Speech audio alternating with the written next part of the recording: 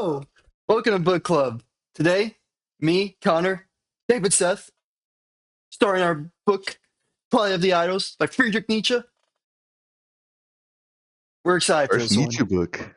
Yes, I've been hyping it up for so long, so I'm excited for this one. Oh yeah. I can see the deliriousness coming out of you, Howie. Yeah, I feel more awake the more I scream. I was gonna say that's the most energy I think we've gotten out of an intro this whole Uh, series. anyways, Seth. Oh, Yes, you first. What's up? dude, too much, too much. Thanksgiving. We done one since Thanksgiving? I don't think so. I don't think we have. Yeah, No, I no. think it's been since I Thanksgiving. had Thanksgiving where I went to my girlfriend's Thanksgiving. She came to mine, and our parents met each other. And then I went to her Whoa. Christmas party the week after that, and she went to my Christmas party the week after that. So we also met all the coworkers. It's been a Oh, big month for the relationship. Big month. Milestones. massive Yeah. Love to see socializing, it. yeah. Yeah, but it went really, really well. And so it's been a ton of fun. It's all been good vibes, happy moments. I've really, really enjoyed it. But oh my God, I am ready to be home for a weekend. That's gonna be nice. Yeah. Give It's yourself a gonna little be break. nice. I'm not even gonna be home because I'm going to College Station and tailgate for the game this weekend. Gig 'em Aggies. Gig 'em Wait, are any of you guys gonna be? Nah, I'm gonna be with family. I knew the answer was no before I even asked, but I had just in case. Definitely not. Just in case. You don't want to come down, tailgate for a little bit, hang out with me, I'll your hang out best with you, buddy. but not at a tailgate. Dude, what the heck? What if Yeah. the tailgate's got food? Okay, now. All right. It's like an adult tailgate in I'm not a Aggie chum Park, muncher, so food is and it'll be food is a free. good incentive. We'll talk later. We'll talk later.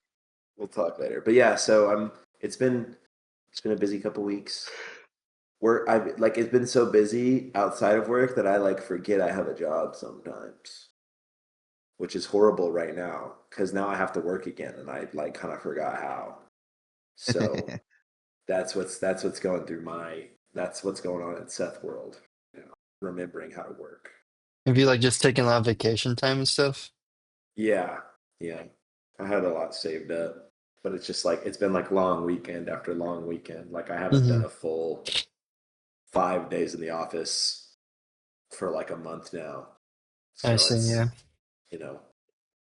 you get used to that lifestyle, and then I'm staring down the barrel of 5 days this week, and I'm like, oh my God, it's Tuesday. How was I able to do this before? That's so funny. How am I going to Damn. survive? You're like, it's I'm sure already that's Tuesday. something I'm already Really ready to go Tuesday. home. Yeah. yeah, sure that's something you can't relate to right Ton. now, Howie. Oh, yes, me. Yes, no, that's something I can relate to. I work every day right now. So, Saturday, Sunday, mhm. Yeah. 26/8. It's yeah, it's pretty rough right now. However, um this week is pretty much the due date of my project. So it's either I get it done or I don't know. But I'm gonna get it done. I'm almost done. I should finish it tonight. So I'm probably yeah, I mean I'm gonna work after this. Get it done tonight. I don't think it'll take too much longer. I only have a tiny bit left. But yeah, so that's pretty much been me, honestly. It's just working. I forgot, was our last one before Thanksgiving or after Thanksgiving? I didn't remember what to give the update here. Before? Pretty sure it was before, yeah. Okay, yeah. Oh, yeah, it was. Yeah, yeah. So, yeah, Nicole and I, we had Thanksgiving here. It was great. We got to, have a whole meal. Let's see. Turkey, corn casserole, green bean casserole, mashed potatoes, stuffing, pumpkin pie. We had there, and there's a few more dishes too. Yeah, just us two as well. So we were pretty set Oh, for a while. Yeah, Um, I can imagine. yeah, yeah, dude, that lasts you at least a week for sure. yeah, we made it work. And then we got our cat some I forgot what the brand is, but like some wet food with like the turkey and gravy and stuff. Oh, So that's she cute. got a feast too. Yay! But yeah, we've done our Christmas shopping as well, so we're all set there. We're a little bit ahead this time, you know. It's fun, getting to wrap things and also go to the store and look at presents and just look around together at like Target. Targets are always nice to look into. Um, but yeah, other than that, not too much more I can think of. I am like slightly delirious, so I can't. My brain don't do well right now. So with that, I'll go ahead and pass it to Connor. Oh. Thanksgiving, I went up to Bryson, Texas. Um, saw my brother-in-law's family, Jim, and yeah, we had a grand old time. Just chilled out on their land up there, and just they had some barn cats that I played with, a bunch of dogs that I played with, played some cornhole, ate a bunch of food. It's a good time. A really good time. Does sound like a grand old No, time. that just Yeah. sounds so relaxing. Yeah. Did you win? The chickens, cornhole. Yeah. Yeah. Oh yeah. What's Oh, your Of course how you do you did. throw it? Do you do a little spin on the release, like a little flick? Yeah. Yeah. Okay. Whoa, Yeah. that's a Yeah. Yeah. professional right Yeah. He there. knows what I'm talking about. You This see guy how knows his casually he did cornhole. it? Yeah. Yeah. Well, last time he won, it was like, why are you even asking me that question? It was just like Yeah. obvious answer. yeah. Like, do Oh. people not do that kind of question? And then this past week, I was in Indianapolis all week for my Oh job. yeah. How was that? Went good, Quick went retreat. good. Um, it was a lot of information. I didn't realize that becoming an HVAC technician would lead me into programming. Or Dude, it's Uh-oh. everywhere, bro. It's going everywhere. yep. So like literally, like there was out of the 40 some odd people that were there at this little hands-on training seminar. There was like 6 HVAC techs. There was like a few electricians, and then the rest were like IT guys, computer engineers, electrical engineers, like Whoa. all of these Interesting. crazy things. So I was like, man, all right. I guess I'm getting thrown into it, and we got plans on me going up to Dallas for a week to work on the next project up in Dallas for my company. You go to work trip. Whoa. Yeah, and then Whoa. coming Whoa. back Is down this to gonna be the Houston. Wait, a crossover? week in Dallas. I Yeah, a know whole week. that So not now just a there's a chance layover. that we can have the crossover, Connor. It could. Yeah, It could have no, a for crossover. real, for real. But yeah, like they'll put me up in a hotel and all that stuff and all that jazz. And then I had my Christmas party this past Saturday, so it was kind of like just I flew out Monday, came back Friday at like 7 p.m., woke up and I left for Dallas. So Oh, the it's been Christmas party was in Dang, Dallas. sounds pretty busy. yeah, um, and yeah, it was a good time. Got my bonus, all that good stuff. Yeah. Ooh, Oh, Got to see all my Yay. coworkers outside of work, which was kind of neat. Got some drinks with some of my coworkers after the party. Played Texas Hold'em while I was there, Ooh. and they did you gave us win? like fake money to play with, and Ah, I that's really wish it fun. was real money because like they gave us like $1,000 to get a 1,000 chips, and I ended up with like 4,500, so I did pretty good. Oh man, Atta Yeah, boy. I Atta did really boy. good. shoot. you Um, did win. yeah, I This won guy that knows shit. his games, bro. I know my games, man. He's They had got a good cornhole. poker face. He's a They, they, gamer. they were running cornhole there too, and I was tempted, but I didn't play. You didn't want to show him up. You didn't want people to start getting jealous of you and like Nah, You envy got to you. let other people. everybody was throwing like this, Yeah, Oh, that That's was. how I I throw. came out like this. Oh, Seth. But yeah, that's basically it. Just been working.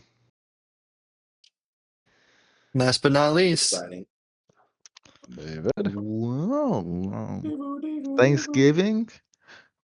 Girlfriend and her whole family came over, so we had a joint Thanksgiving, the second time they're meeting, and now we're gonna have a joint Christmas too, so that'll be fun. Whoa. That's pretty Yeah, cool. yeah. Whoa. So That's a now big it's upgrade. yeah, right. A joint Christmas. Granted, we celebrate Christmas the 24th midnight, so Okay. Christmas Wow. Day we don't really do much, but regardless, we'll have a nice little feast. A little switcheroo. We'll be going to their place. This weekend was pretty fun. On Thursday, I got to see Seth and I got to meet Anna and a couple other people. I got to see Josh.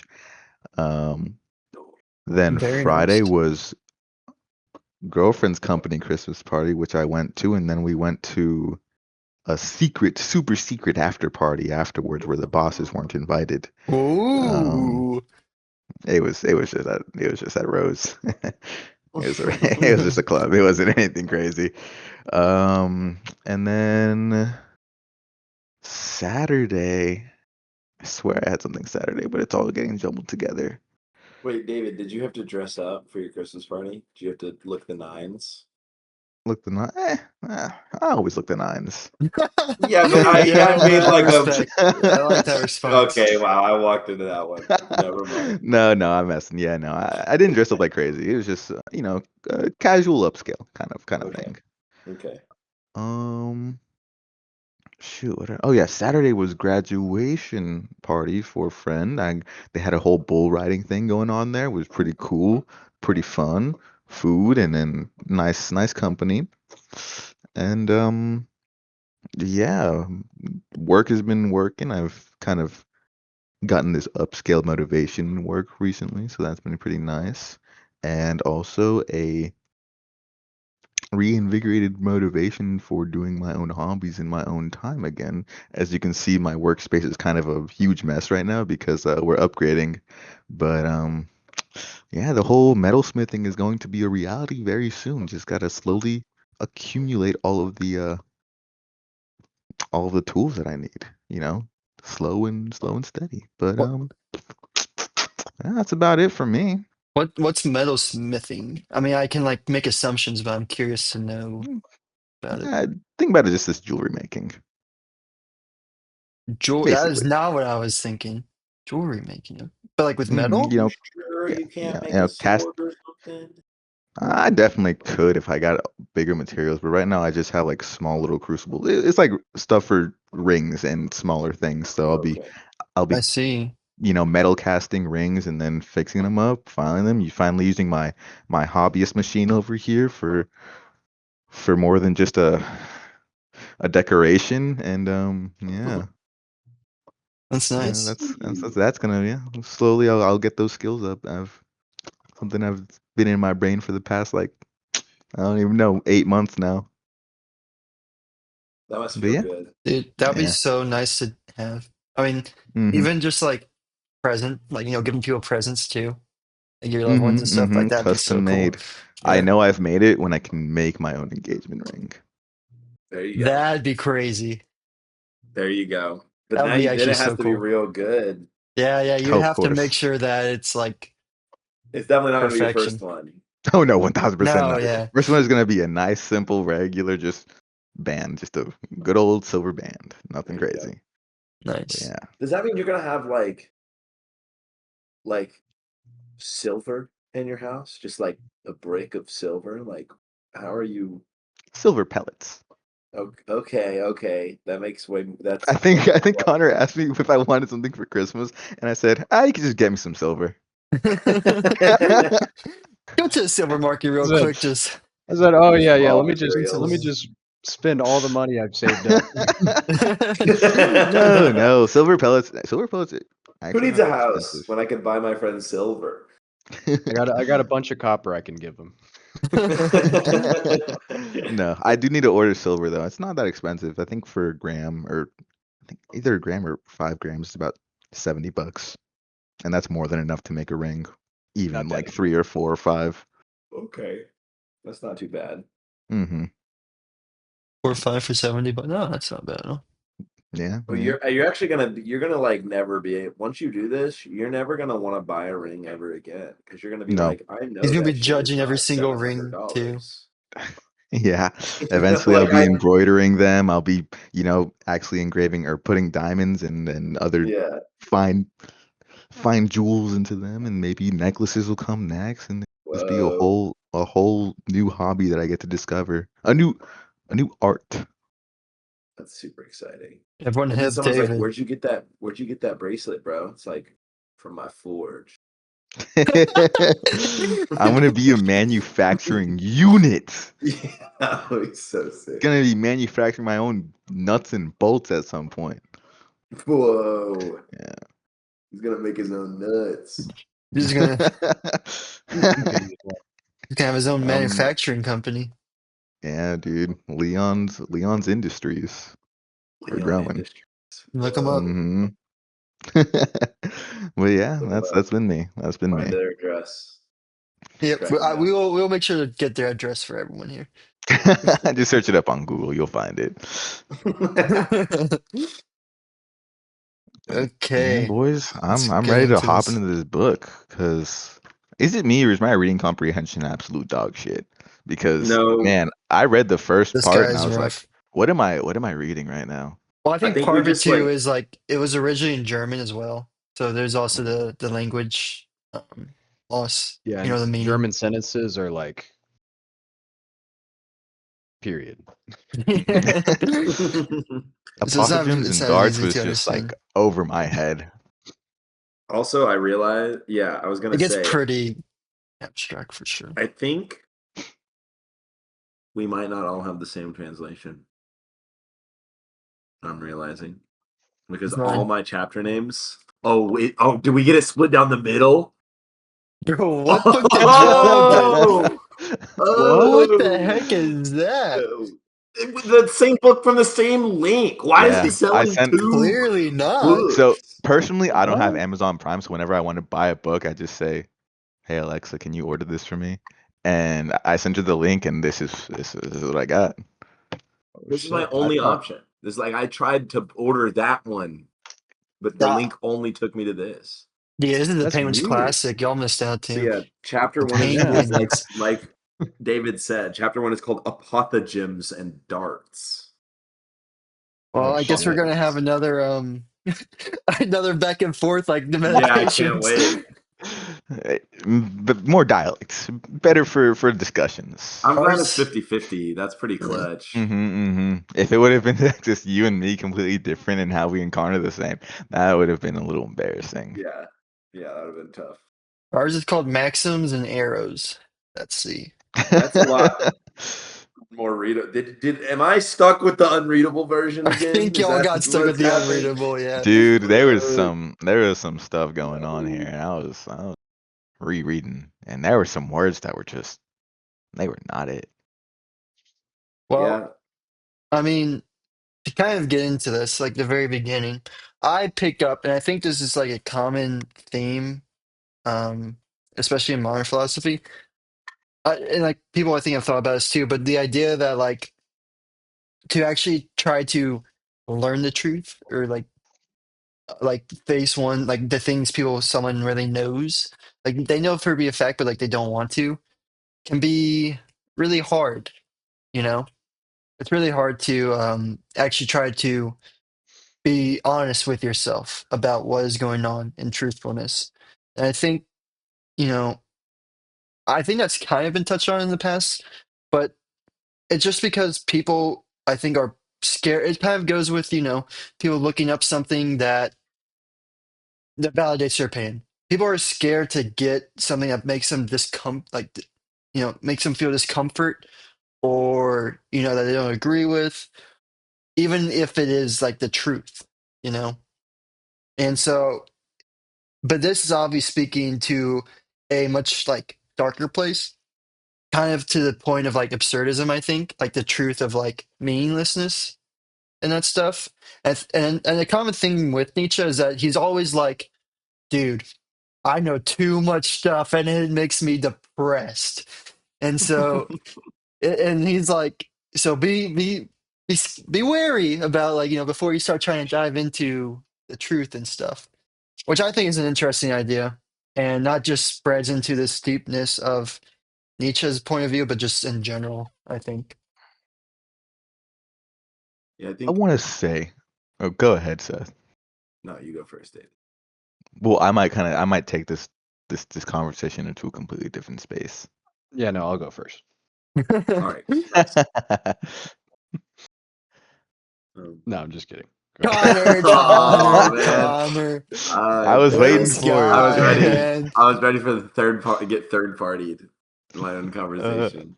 um, Oh, uh, your conversation. Oh, sorry. Forgot this is your book club. I didn't realize this was I, Cess Club. Okay, fair um, enough. Fair enough. okay. Well, what I was gonna say is somebody who hasn't, me as being someone who hasn't really experienced or delved too much into Nietzsche. The first apologies and darts, I didn't really fully understand until I started to read more the the other chapters. And something that I'm getting from Nietzsche so far, and correct me if I'm wrong, but is that he is someone who is more on the side of valuing instinctual and primal and like primal feelings instead of this, logical and absolute. Well, it was something that was here. Reason is absolute or something like that. Rationality over everything, and that's kind of the sense that I'm getting from Nietzsche because he talked a lot about the senses in future parts of this book. It's kind of what I'm getting from him. That's my first impression. Actually, that's a good place to start. I kind of want to ask Seth and Connor too. That same idea. Like, what's y'all's first impression of Nietzsche from kind of reading this a little bit? You know, one of his books, only the beginning. You guys have like any first impressions or feelings about this man? I'm kind of cheating because it kind of talks about this in the intro, in the preface, the intro. Oh, you read And it? I did not. That's all good. I did read it The because I intro was is good. curious. I liked it. It was like a history. Mhm. Well, if assuming we have the same intro. That's true. Yeah, we probably don't actually. Yeah, mine was like literally a history of like Nietzsche and like where this book came from and his like philosophical journey, and this was pretty much written near the end. It's like a great introduction to Nietzsche, but also the worst introduction to Nietzsche because contains this book contains almost his entire philosophy, but he kind of assumes that you've been keeping up with what he's been doing this whole time, and so he doesn't really go super in depth into explaining all of the concepts and how he got there.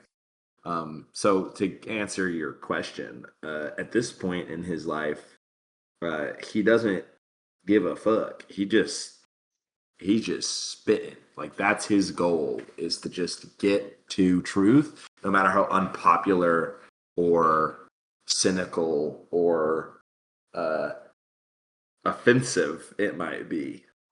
Um, like one example of this is Apothegm 22 or Dart 22, whichever one you want to call it, where he says, "Bad men have no songs. How is it that the Russians have songs?" Which I thought was Yeah, pretty funny. yeah. I Uh, left with that too. but it's just like an example where he's like, he's not afraid to offend anybody, which, it's a lot of ideas about that, but I think from the standpoint of a man trying to get his thoughts out to the world, that's a good angle to come from. Does he not like women? I was gonna say I he's don't got think he some likes women. problematic No. darts about women, I'd You see, that's the say. thing about darts. They don't always land where you want them to. Yeah, they do tend to miss the board.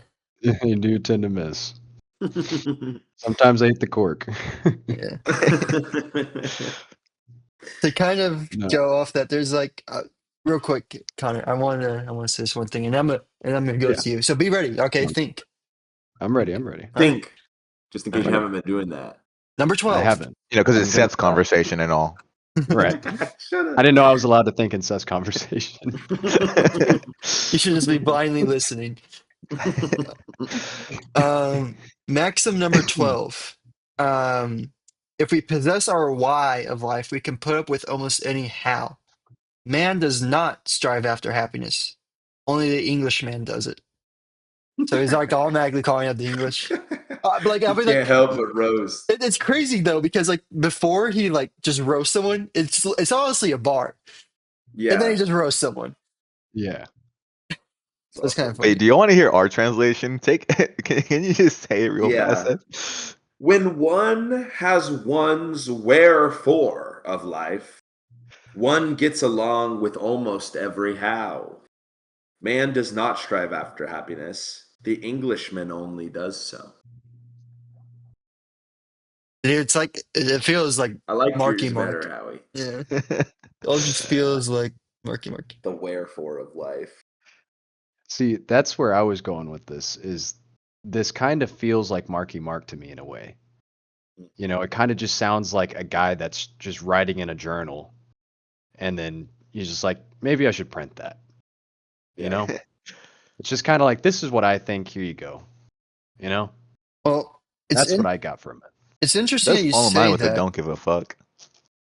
Yeah. It's, it's interesting you say that, Connor, because in my introduction, in our introduction, Connor, it says that this book is originally called like The Idols of a Philosopher, something like that, kind of hinting to him just like him like just writing, like this book is just him writing, which is kind of what Seth referred to. So that's pretty cool that you actually recognize that because I think that is what this is. Yeah, that's just what it feels like to me. I actually didn't read the intro. I'm not gonna lie to you guys. I Um, mean, it wasn't It's it wasn't required. Don't I worry. I still read this split right down all the on the middle plane. too. Yeah. I thought we were gonna be doing this last Tuesday, so I read this all on the plane on Monday. Fair enough. But yeah, I mean, yeah, the way I remember like learning about this one is that it's supposed to kind of it is kind of as him spitting out all of his ideas. So it's not like a super in detailed of like a specific idea or like all of his ideas. It's just kind of like a almost like a summarization or an introduction in a sense of his ideas. And I guess that's just him writing it. And like how Seth mentioned, like this is towards the end of his life. So he's kind of like fleshed out his ideas at this point. So we get to see like a summarized version of like his ideas, like almost blossomed in a sense, before he goes crazy. You haven't gone crazy yet. And he's about to. Yep. I wonder what crazy is for Nietzsche. Well, yeah, I mean, like if this is just him just jotting down shit, you know, in no specific order, it's crazy how his brain goes from one place to another. You know, Yeah. Hmm. he's I like read. on 22 with the Russians have songs, and then just like a few lines down, he's like, and women suck. I read he apparently wrote this in 10 days or in less than 10 days, something like that. Damn, That's actually crazy. Somebody correct me if I'm wrong. It's just that's could be false nuts, information. I Maybe could not. I not don't know. correct you. So dude. I just have That shows that he believed what he was writing, though. I Yeah. true. almost have a He respect didn't for have to that. think about it too much because he already knew what he believed. Yeah. Yeah. That's I crazy. think it's interesting. It's interesting for this to be my introduction of Nietzsche, I think. I think this really does show you all of Nietzsche, like his Yeah. bad parts and his good parts. Yeah. Yeah. You get the full cake. I started to understand more of the Twilight of the Idols kind of title when he started talking about Socrates. Because when Oh I yeah, think that of part was fun. Twilight, it's going down the decay sort of Mhm. kind of Twilight Zone from Legend of Zelda, or Twilight Zone, the old show, Yeah. talking about the Hmm. the irony of Socrates. Well, Because normally he's more, I think he's usually seen held pretty high in the philosophy. Idolized. Yeah. Yeah. Mhm. yeah. Well, before we get too into one of his longer, more concrete ideas, does anybody have any highlights from the Maxims that they want to bring to attention? There was one that I liked, um, because it kind of goes with what we were talking about, especially in the last book, about just kind of taking a second and thinking, just kind of pulling away for a second. It's maxim number 30. It goes as follows. One seldom commits only one rash act. In the first rash act, one always does too much. For just that reason, one usually commits a second, and then one does too little.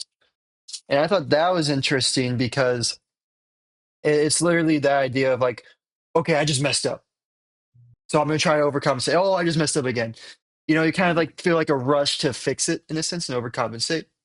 Whereas, if you mess up, it's better to just take a second, kind of like process your slip up and then try to think of like the actual best solution rather than being like, because I think the initial impulse definitely is to, you did a bad thing, so you want to do the exact opposite of that bad thing, right? Whereas, that might also be harmful. So if you like try to think about rationally, logically, and like, take time to actually, figure it out, how to fix your problem, it comes out a better result. There's something common. I know this is very common with Napoleon. I don't know if it like I'm sure it is with other people, but for me it's very much highlighted mostly in from Napoleon. And it's the idea of you take a while to deliberate or like to think of, the action you want to take. But once you have decided, you go full force without a second with your action and you complete it. And so that's kind of what it is like here. It's you do your action, but it was, you went too fast, you didn't think long enough, and it was rash. Rather than doing that again, being rash again, take time to now deliberate given your new circumstances, figure out the best course of action, and then once you have like decided that, you dedicate yourself to it. And you accomplish that action without like a second beat. That's a pretty common like trait among like influential people. That's kind of what I this reminds me of. The Hmm. Conquerors. Yep. You know me. You know how I like the conquerors. The Now he miss Conquerors. conquerors. He does. One that stuck out to me Wait, personally. real quick, David. I just want to note in our translation, rash act was precipitancy. That's the word it chose. Yeah, yeah. So Y'all get we're your really getting that vocab whole in, bro. I the had to amount look of up so many times. words. Same here, dude. The amount of times I had to bust out Google was kind of embarrassing and humbling. But The What did it whoever go? wrote your translation had a fucking thesaurus with them, dude. He was Yeah, just For for trying to real. real. pull out any word he could fucking find. pretentious fuck. Thomas, One by the that way, Thomas Common, the translator's name. Common. oh, common, I wish you could use Ironic. some common, bro. common words. Thank you very much. Sorry, Got that was him. bad. Please go to the next point, David, so I can get out of that joke. One that stuck out to me personally because it sort of resembled the absurdity philosophy was dart number 11. Is it possible for an ass to be tragic? For a person to sink under a burden which can neither be carried nor thrown off? The case of the philosopher. And the way I guess I dissected and understood that was in the sense of a philosopher life's unanswerable questions and trying to answer them and not, obviously there's not going to be an answer to the unanswerable questions, but you're trying to anyways. And it's something that maybe just, I don't know if plague is the right word, but something that plagues your mind or that would plague a philosopher, somebody who's really down in the mud, would plague their mind. Maybe not, but that's kind of how I interpreted it. And I also think, just like I said, it resembles absurdity to me. But aside from that, everything else, I was like, what am I reading? That was like one of the only things I could actually form a thought for.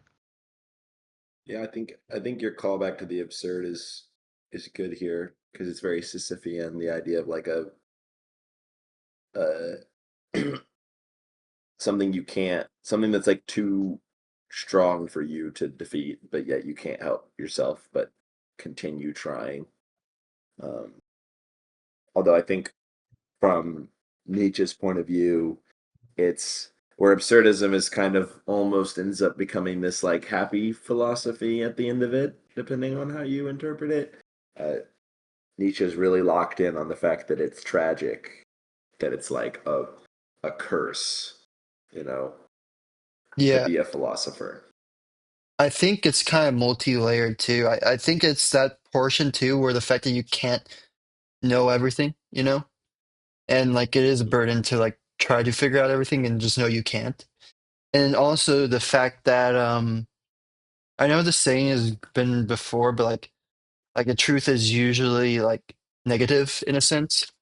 And at least the way Nietzsche gives it off is like the more he goes closer to the truth, the more he like looks at life in the world in like a depressing manner. And I think it is part of that. Um, like kind of that goes back to the other layer where like he realizes that there are these unanswerable questions, and that's also part of like the depression that comes with, in a way, like knowing that they're unanswerable. You know, like the like absurdism. There are the people who don't think about it or know that life is meaningless, and then there are people who do know, but then like still live the same, right? But by like knowing or thinking you have that knowledge that life is meaningless, it is depressing in a sense.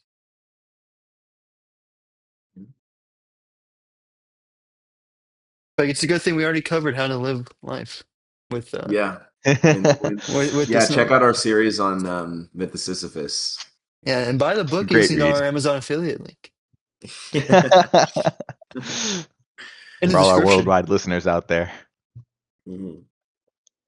I got one that I thought was kind of interesting. Said there is a hatred of lying. This is a Dart 32. I circled this one. Yeah. There is a hatred of lying and dissembling resulting from a sensitive notion of honor. There is also a similar hatred resulting from cowardice, inasmuch as lying is forbidden by a divine command. Too cowardly to tell lies. From what I understand, this is kind of saying like we hate people who lie because we have a notion of honor, and lying is inherently dishonorable, right? But there's also uh, hatred of people who lie because it's like an unfair advantage almost. Like you're afraid of lying because it's forbidden by a divine command, and yet this other person is doing it, like somewhat in the face of God and reaping the advantages from it. Um, and that actually goes into another dart, but we'll stick with one for right now. I think the interesting part, the part I underlined, is too cowardly to tell lies. And my question for the club would be: is there ever bravery in telling a lie? I would I would say, say there is. yeah, I would say there could be. Okay, I mean, it's spit. the whole notion of human interaction is like entirely complex, and there are definitely examples of, you know, both sides, in the face of, I guess, an honorable lie would be one real example that I've experienced is somebody went on a trip, right? They went with their parents, and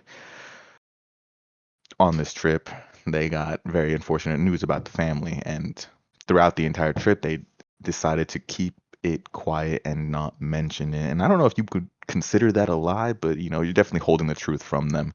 And they did that so that it wouldn't affect the people's entire trip, and so they could actually enjoy themselves. And I think that's one example of where I would say it's honorable to tell a lie, to hold that, I guess, pain for yourself, so that it's not it doesn't affect others for a certain amount of time, because obviously they found out eventually, but for that sliver of time, it was I would say it was honorable. Yeah, I think it's But kind of. I I was gonna think say, I don't know if y'all consider that a lie, or if that's just withholding the truth, which I think there's a little bit of a difference there. I think it's kind of like David says. I guess pretty much the same in my head. Like what David says, pretty much the same thing as being like, let's say an extreme example, someone was going to harm themselves, right? Unless you said like you know really kind things to them, kind of remind like name after like nice qualities in a way, and like let's say you didn't actually believe like what you were saying, you were lying to them. Um, then in a sense, like it could like that. Then in a sense, you're not lying lying doesn't harm someone in this case. It only benefits someone, right? Um, I think also too is that honestly, I don't know if this is how you guys think or feel about this, but I actually think it's like harder to lie, you know? Because it's like because there's also like some fear in there about like, oh, what if I know I'm lying? Or like, or something like that. What if I get caught? Yeah. And so I think it does take, in a sense, some bravery to lie. I think that's why he's like saying too cowardly to tell lies because it almost is easier to not lie. I think like I feel like people feel naturally inclined to kind of tell the truth because of the conscience and the guilt and stuff like that. Like you could be lying about something and feel guilty about lying about it. I think it's easy to do that because I think it's just like a human thing. And so in some cases, I do think it does take bravery to lie, especially and like for the purpose of benefiting someone else or benefiting other people. Whereas if you didn't lie, you would like harm people in a sense.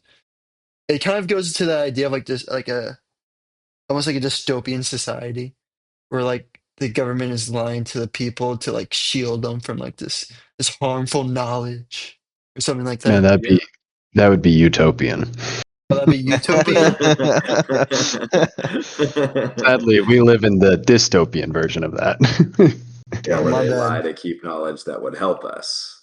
Right. Oh, I get my utopians mixed up. I apologize. Yeah.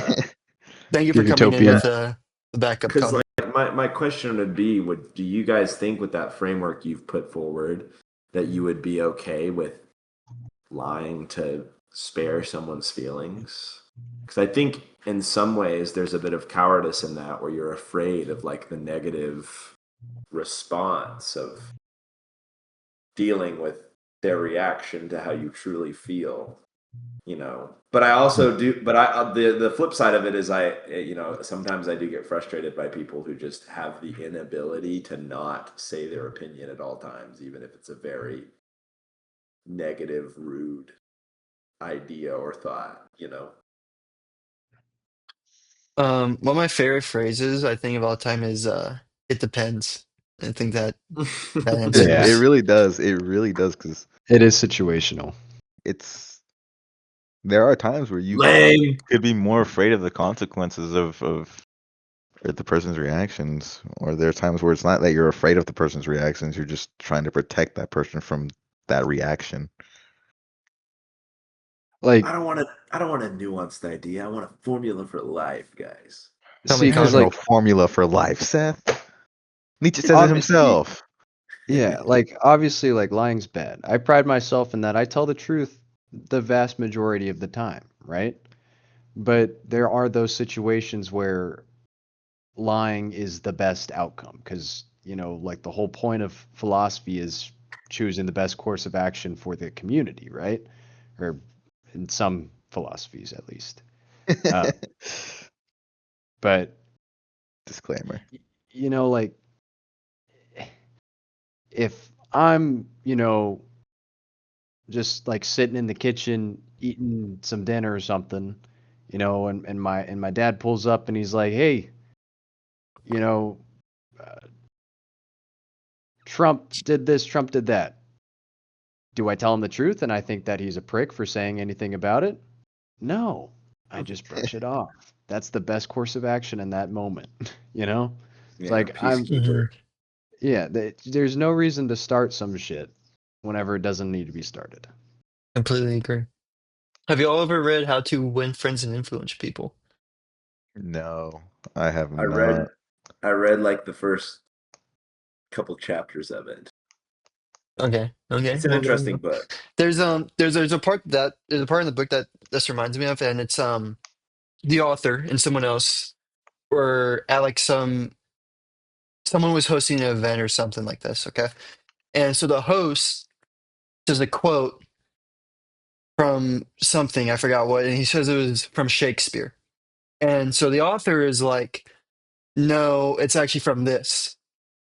And so he has his friend because then they get a little disagreement. So he has his friend. He's like, "This is from Shakespeare, right?" And his friend goes, "No, it's from the person. or no, the author goes, "This is from this guy, right?" And his friend goes, "No, it's from Shakespeare." And so afterwards, as they were driving back away from the event, the author asks his friend, he says, "You know that was from Shakespeare. Like, why did you, you know, disagree with that?" And his friend goes, "Hey, man, look, this guy invited us to his place. He hosted the event. It's better to just, not try to make him look the fool and disagree with him as he's the host and, doing this stuff for us, but rather to just, let him go about his way." And so I think it's kind of like this, that kind of goes more of a conversation than like about the lie thing, where it's just like, you know, it's better to sometimes not not just blurt out the truth, because in this case especially it does no benefit to anyone to say the truth.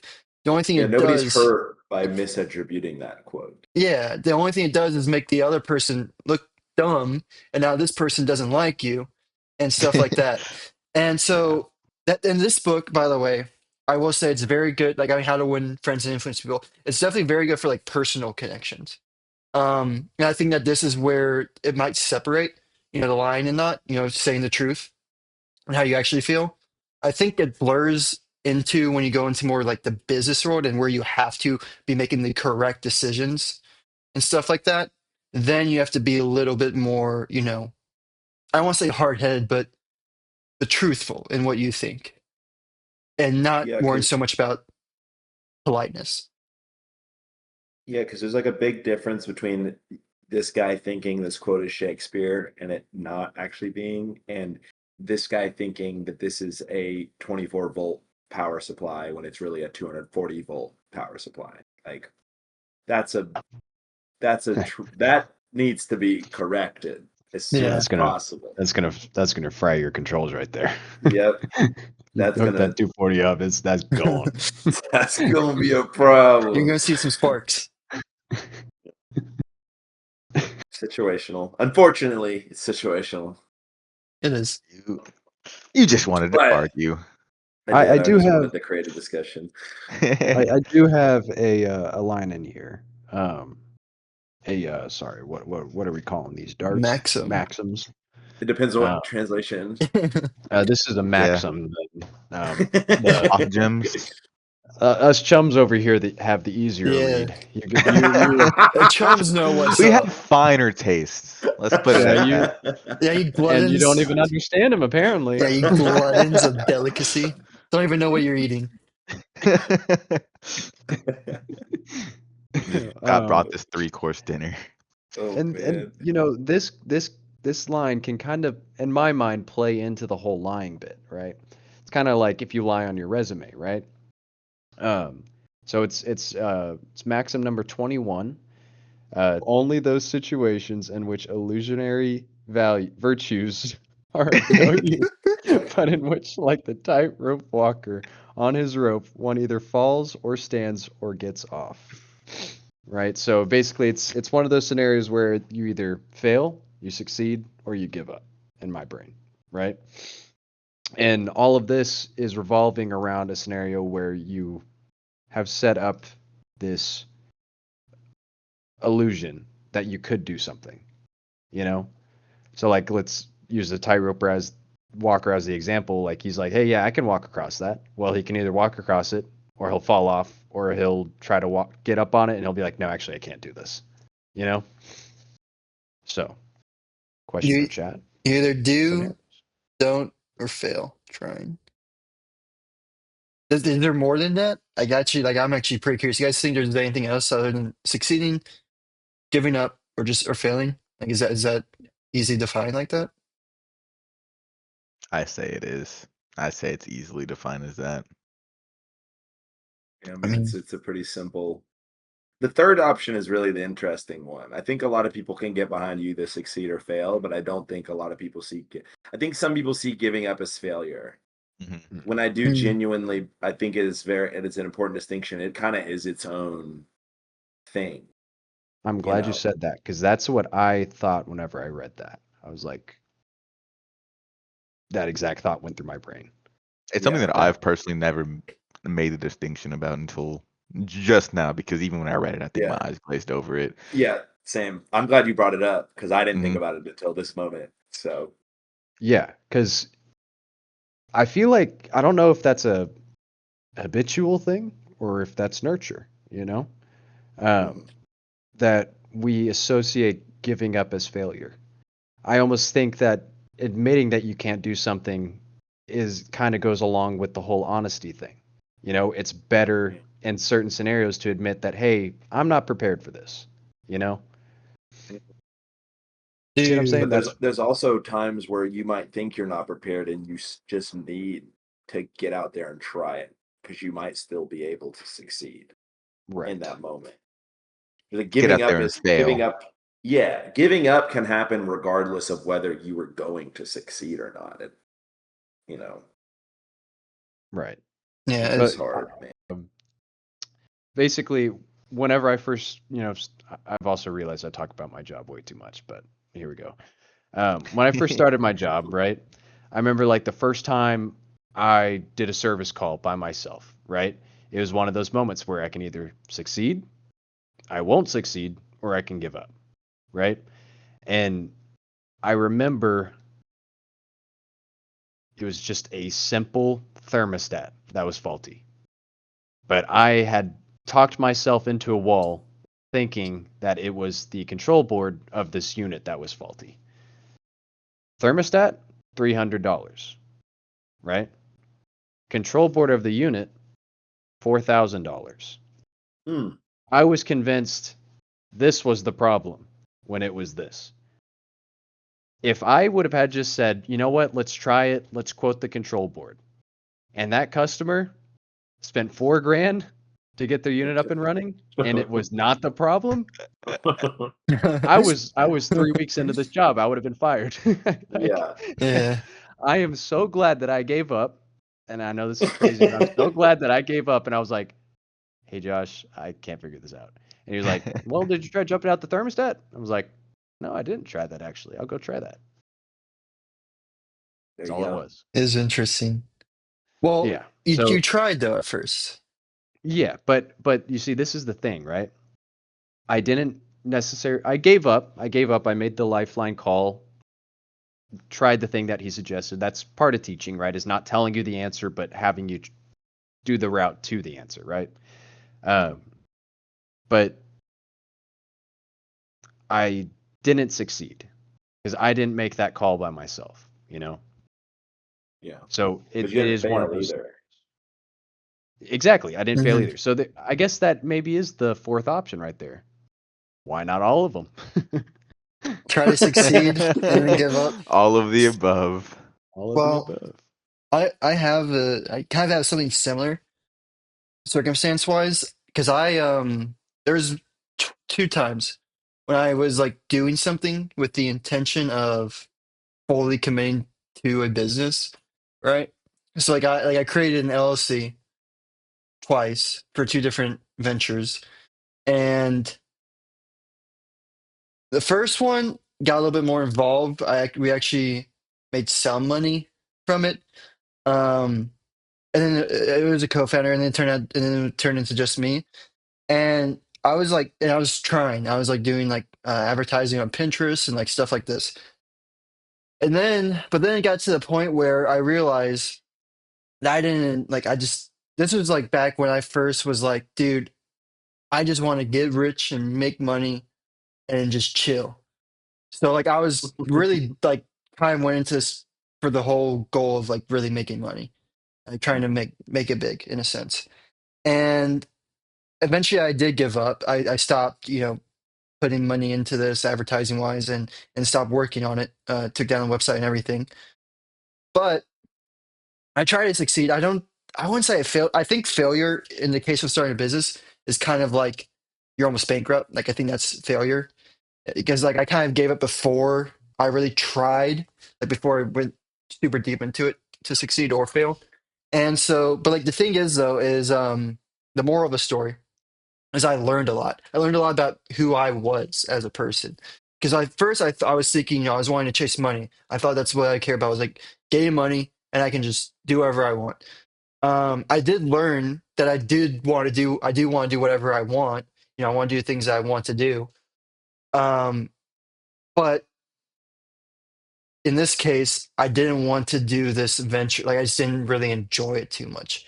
And I realized that and I was like, dude, I don't want to keep on trying to do something that I want to do. Like money wasn't enough in a sense. I realized money wasn't enough. And so I'd rather do what I want to do and make less money than try to go crazy with a venture that I don't enjoy. And so that's something I learned about myself. So I think, even if you do end up giving up, I think you at least want to try to succeed because you can learn a lot from the whole process. Maybe I'm looking at this the wrong way. I've been thinking like succeeding is best, failure is worse, giving up is the middle ground. Maybe it is better to, success is obviously best, but then failure is second and then giving up is last. That's how I thought of it at first. Giving up to me definitely Yeah. seems as the very bottom. I think there is no order. I don't think one is better than the other. It's just another path you take. Sorry to do that, but I do. I don't know, man. I think Success giving seems up's the better than worst failure one. and giving up. No, but what are you succeeding in? Your You could goal. argue that Elon Musk is incredibly successful, but do you really want to be him? Maybe. The thing is like we're trying You to could think argue of. that the president of our United States is very successful, but is that the guy you want to be? Like genuinely? Oof. If the answer is yes, it can be yes. There's no problem with that. But You I make a think good that point like there. success for the sake of success is kind of what's got us in this whole morass that we're in right now, anyways.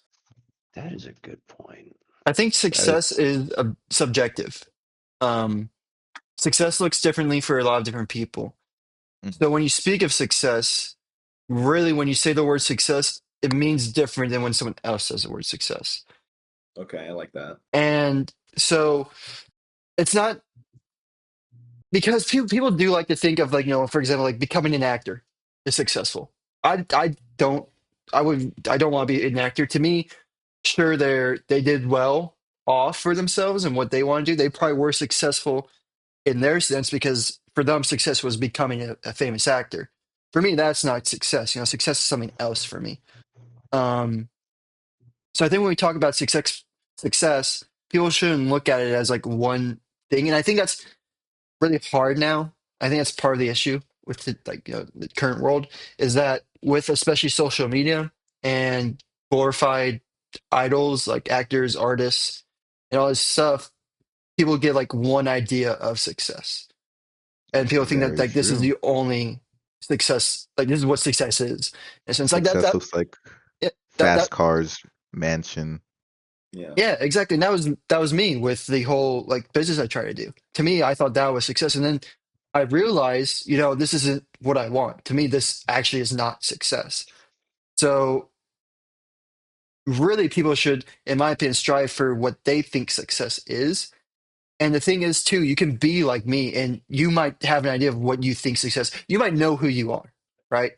And so you try to be that person. You try to reach your successful goal, and along the way, if this, you either you do it, and you're like, oh man, this is who I am. This is what I want, or you realize that this is not who you are, and this is not what you want, and now you've like gained something momentous out of it, like, even more worthwhile in a sense because you've learned more about yourself, and now you can go to the next success. Like your idea of success has changed at this point, so now you can go to this new idea of success and try to aim for that. The so I it's a lot. It's really Edisonian, where Thomas Edison basically how he did things was just trial and error, like brute force, until he found the right material to solve his problem, to do it. And in a way, this is kind of the same thing where you people don't know who they are, and so they just give up and they don't do anything. They don't strive for what they think success is. And I think part of it also stems from the fact that people kind of get paralyzed by the fact of like, man, I have to know who I am. I have to figure out all this stuff. When you don't, you, you won't. It's almost impossible to actually know who you are.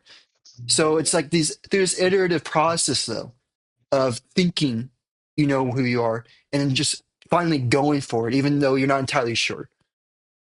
You Yeah. at the end learn more about yourself. It's iterative, you know. I still think that idea kind of leaves like room for none of the three options to be inherently better than the other. Because I think that like it's all about like again, I see it as just different pathways, right? And some pathways are going to be better than others for that specific circumstance. But I think for me, it's like the way I kind of see it is like which one of those three options I'm going to pick. Like obviously I'm always trying to succeed at something. Um, but there have been moments in my life where it's like, wow, I think actually failing here is probably the best option. Like it's like if I think about like in a competitive sense, and this might be pretty contentious, people might heavily disagree with this. But there's been moments in my life where like I'm trying something and it's like a in a competitive nature, and I can just tell that the person who just isn't gonna beat me, but they're pretty close. They just want it so much more than I do. And if I lose, the sadness I feel from losing is so much smaller than like the sadness they're gonna feel. Like and obviously in like important life things it would be different. But when it comes to like something like a little game, I feel like there's more happiness to be gained by even like letting them win per se. And I think that's like a small example, but I think for me it's like going and your example, Connor, I think there's a point where you had to realize trying like success or failure, neither of those are good options because I don't think I can get to success, and failure is really bad here. So give up is the right option here.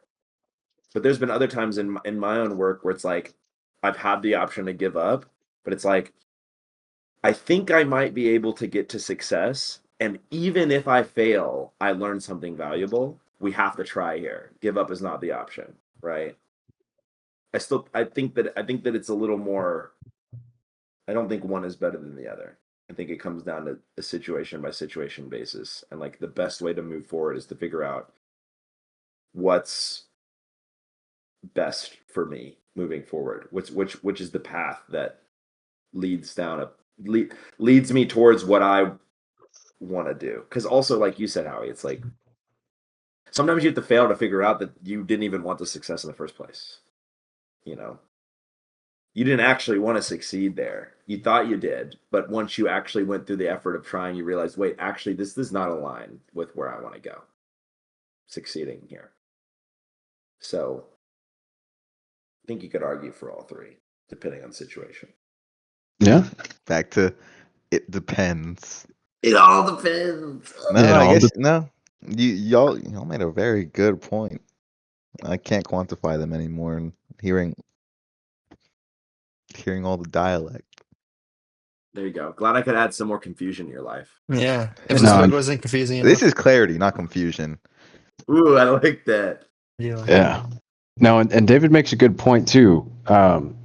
Because with clarity, right? We are 4 pages into this, and we are an hour and 15 minutes in,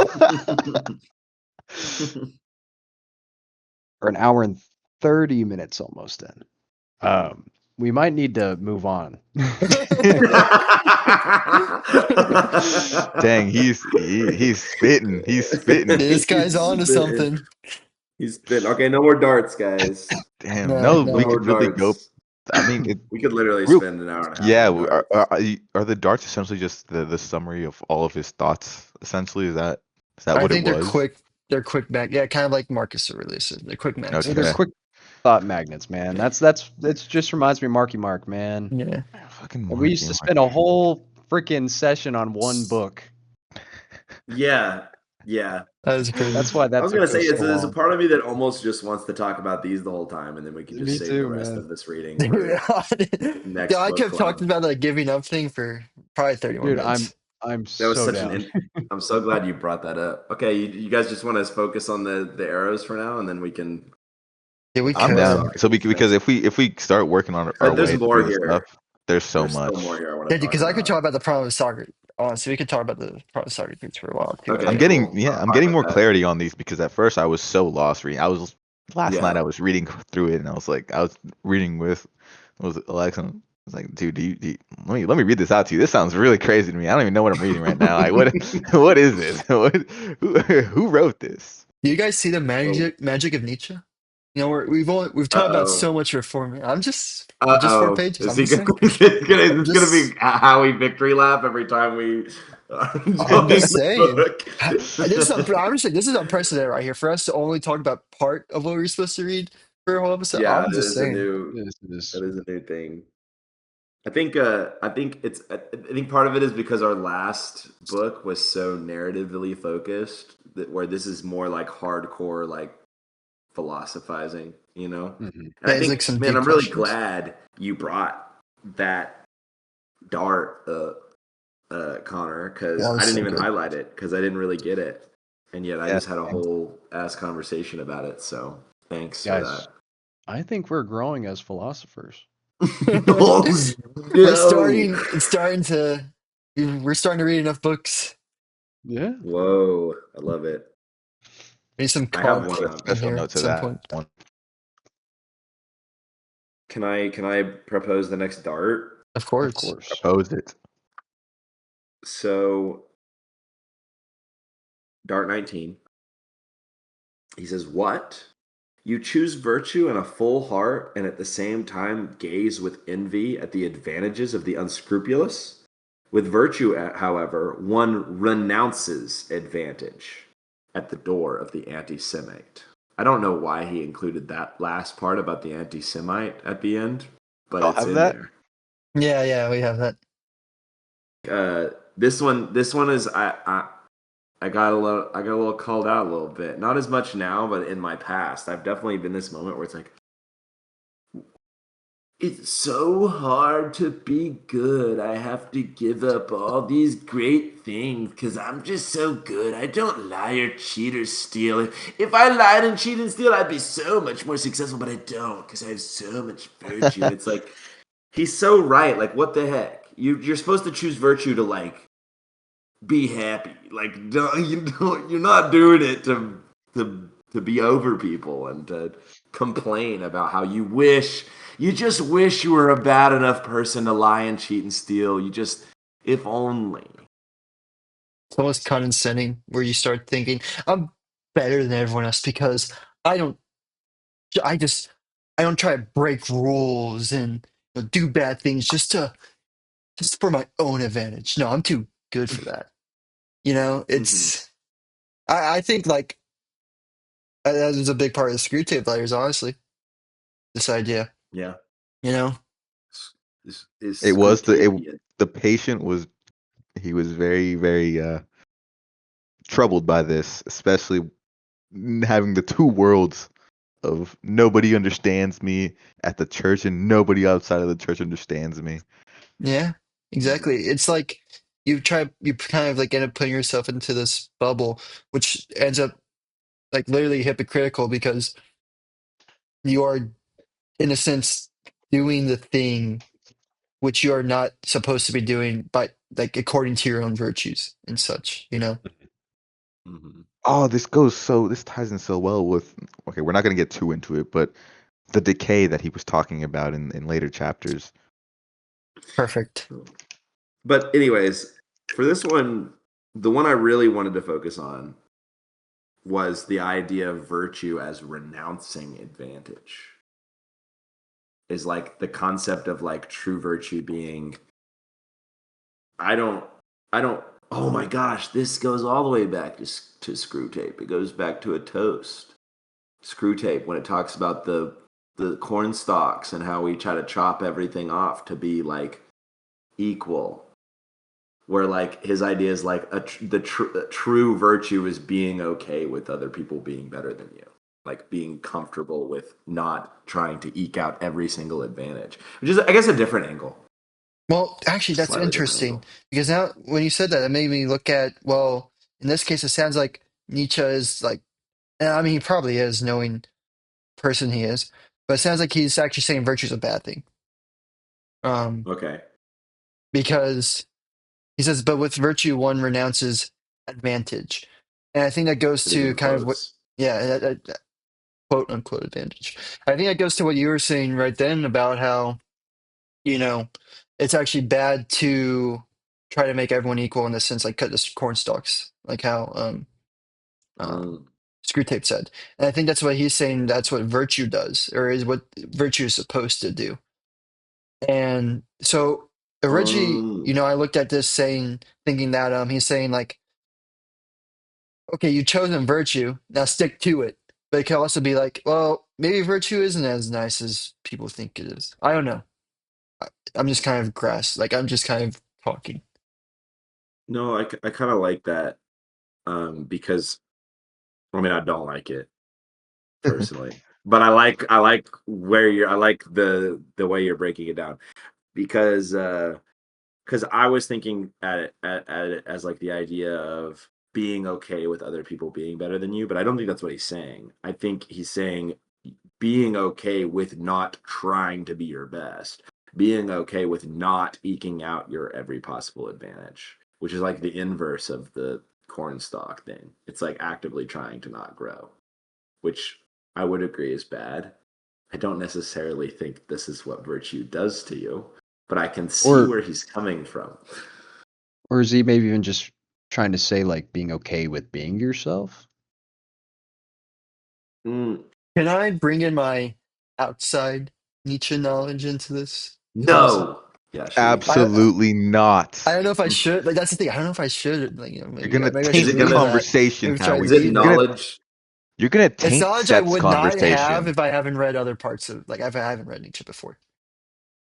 Is it knowledge of a Nietzsche book that's on the wheel? It could be. So maybe I leave it. Could be. Could be. Okay. It could. I'll leave it. Another But penny. like, but I will say it's cool. It's kind of interesting because with that outside knowledge and like looking We at this, just I'm sorry, we just chopped Howie's beans or cornstalk. Take that down to a higher level. yeah, man, I was trying we to did. grow, trying to We grow. did That's chop his crazy. cornstalk. We said you We can't said use the stuff no, we you don't have to be have. equal. You have to be equal.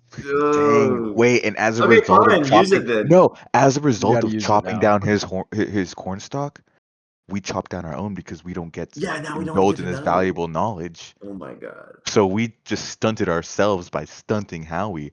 Mhm. So Yeah. we truly are equal now. Except I still have Yeah. the knowledge though, so like internally, Shut up. And then there's the virtue.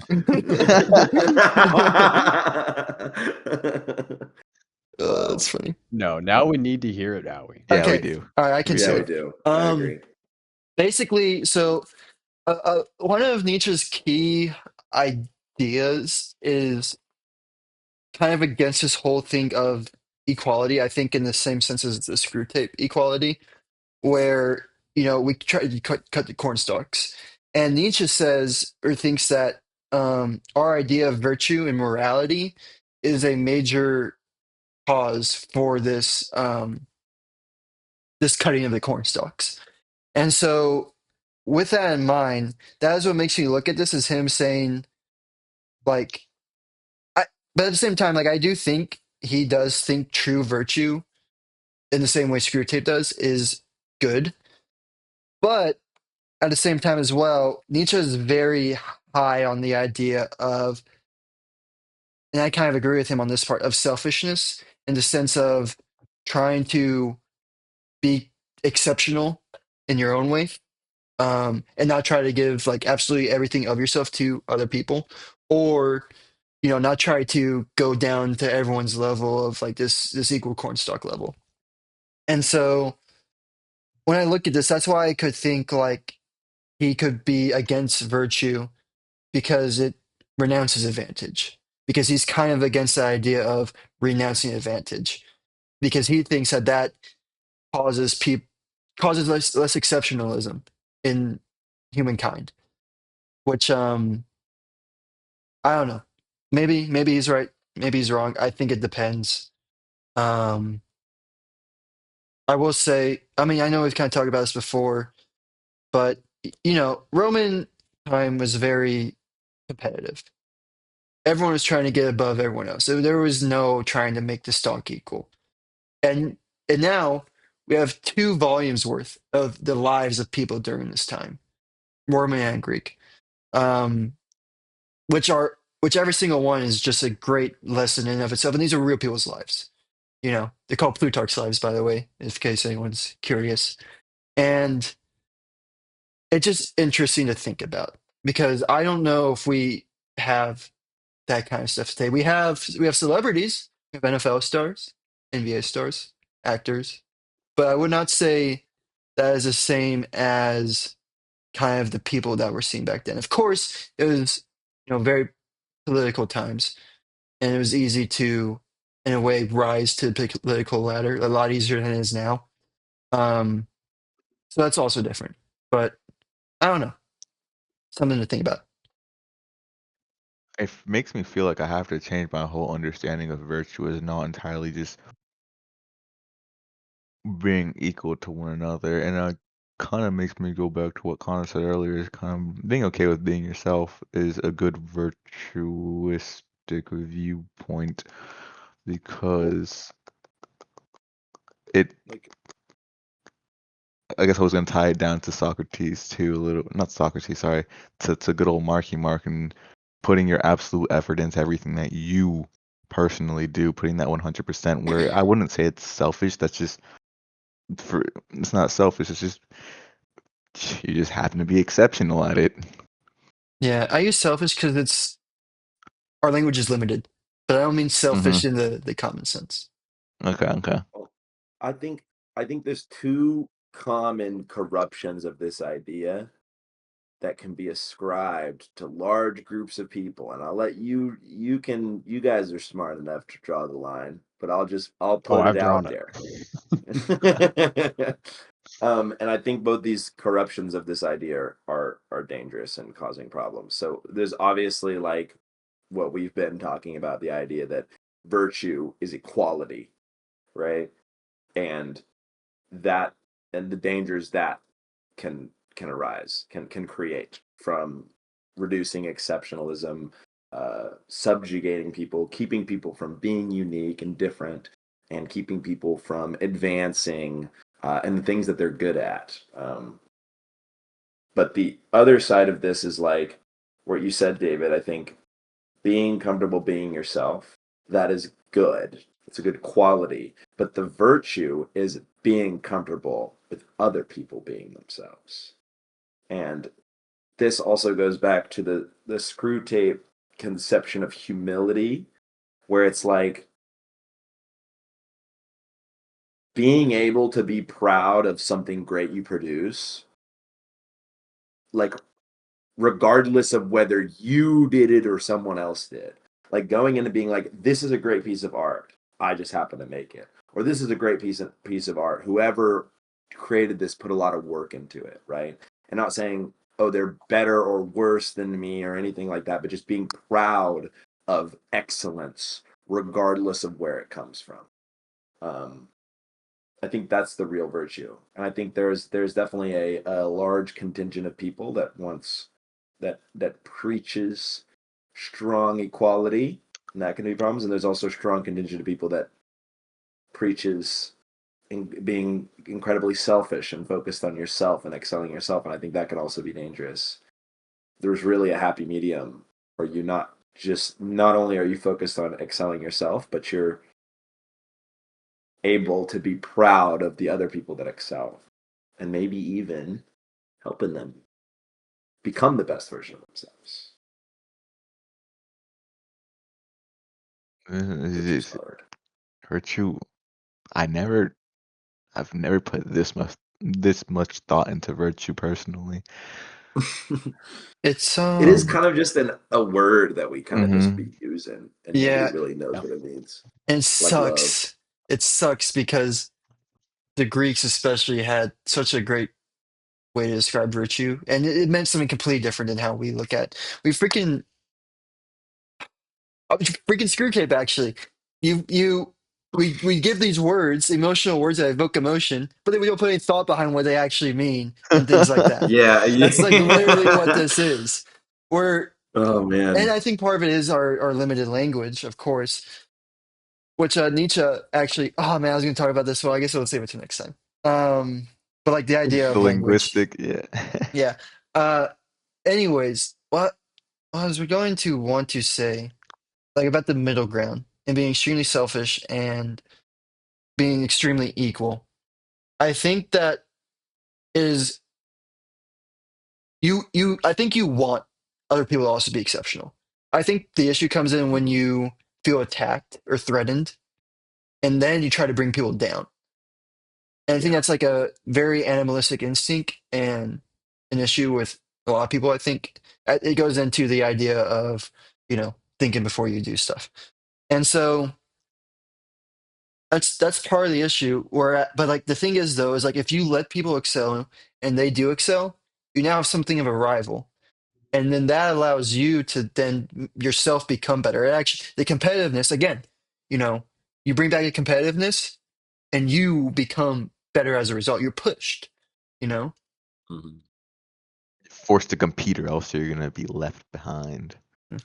Survival of the fittest. Pressure makes Yeah. diamonds. Hmm. Yeah, I guess there's like in the dream world at the end of every competitive act, whether it's a game, quote unquote, or real life, you hope that that all the competitors can come together, shake each other's hand, and go, "Good game, the winner won." But that's hard. I think it's hard in a system where like, oh, that person winning has now lowered my potential income, you know. uh, Yeah. or that person winning means that I don't get to be with the partner I wanted to be with, you know. So it's hard. It's not easy to just be like, yeah, that guy's great, awesome, happy for him, good for that guy. You shouldn't be like Jealousy and that. No, envy you shouldn't be like that. has a good way. Yeah, but I think that being jealous of what they have can also there's some I think a little bit of jealousy is good. There's, A this little bit reminds goes me, a long way. yeah, like too much, like where it gets overwhelming can be bad. I don't know. So, Full Metal Alchemist, Brotherhood. At the no way. end, so there's this guy, Greed, and there's like these seven, what are they called? Uh, Homunculus. yes, homunculi. Thank you. Hunter's Like the teasing deadly right now. I sins, want you to right? know that, Howie. You just touched his heartstrings. Did good. It's an outstanding show. I would feel bad for anyone who has not watched it. Outstanding. I would feel bad for anybody who hasn't watched it as well. Yeah, they're missing out Why you on guys like a are lot of looking at life me? lessons. um, but anyway, so each homunculi represents or each homunculus represents a sin, like the seven deadly sins. Okay, one of them, greed. He says a line, and it goes like this. He says, "You humans are so scared of greed and like are worried by it, but you don't realize how a little bit of greed can really help people or can be good for people." I completely butchered that quote, by the way. I haven't watched it in a long time, but it goes something like that. Um, and that's what the jealousy kind of reminds me of, a little bit. And I think it's not just but emotions in general. Um, I'm a big believer of the fact that, I think there's people out there who are scared of their emotions in the sense that they almost quell them down and don't like allow themselves to feel because they're scared. They think that's like, by being logical all the time, it's good. But really what you want to do is be in control of your emotions, like feel them, but control them. Don't let them control you. And the opposite part is like letting your emotions control you. And so this is where the jealousy part comes in. You feel jealous. And the thing is too, you shouldn't be ashamed of how you feel. So you shouldn't be like angry that you feel jealousy. It's natural, it's human. But what you should not do is let it control you. What you should do is take that jealousy and be like, you know what, screw this. I'm going to now work harder to be better. And that's what it breeds. It breeds that competitiveness, that exceptionalism to do better next time and try and win next time or succeed in this sense, you know? And that's why, because the jealousy, in a sense, you use it and it motivates you. It's motivation. It helps get you across the finish line. It helps build you up. It helps you walk the tightrope.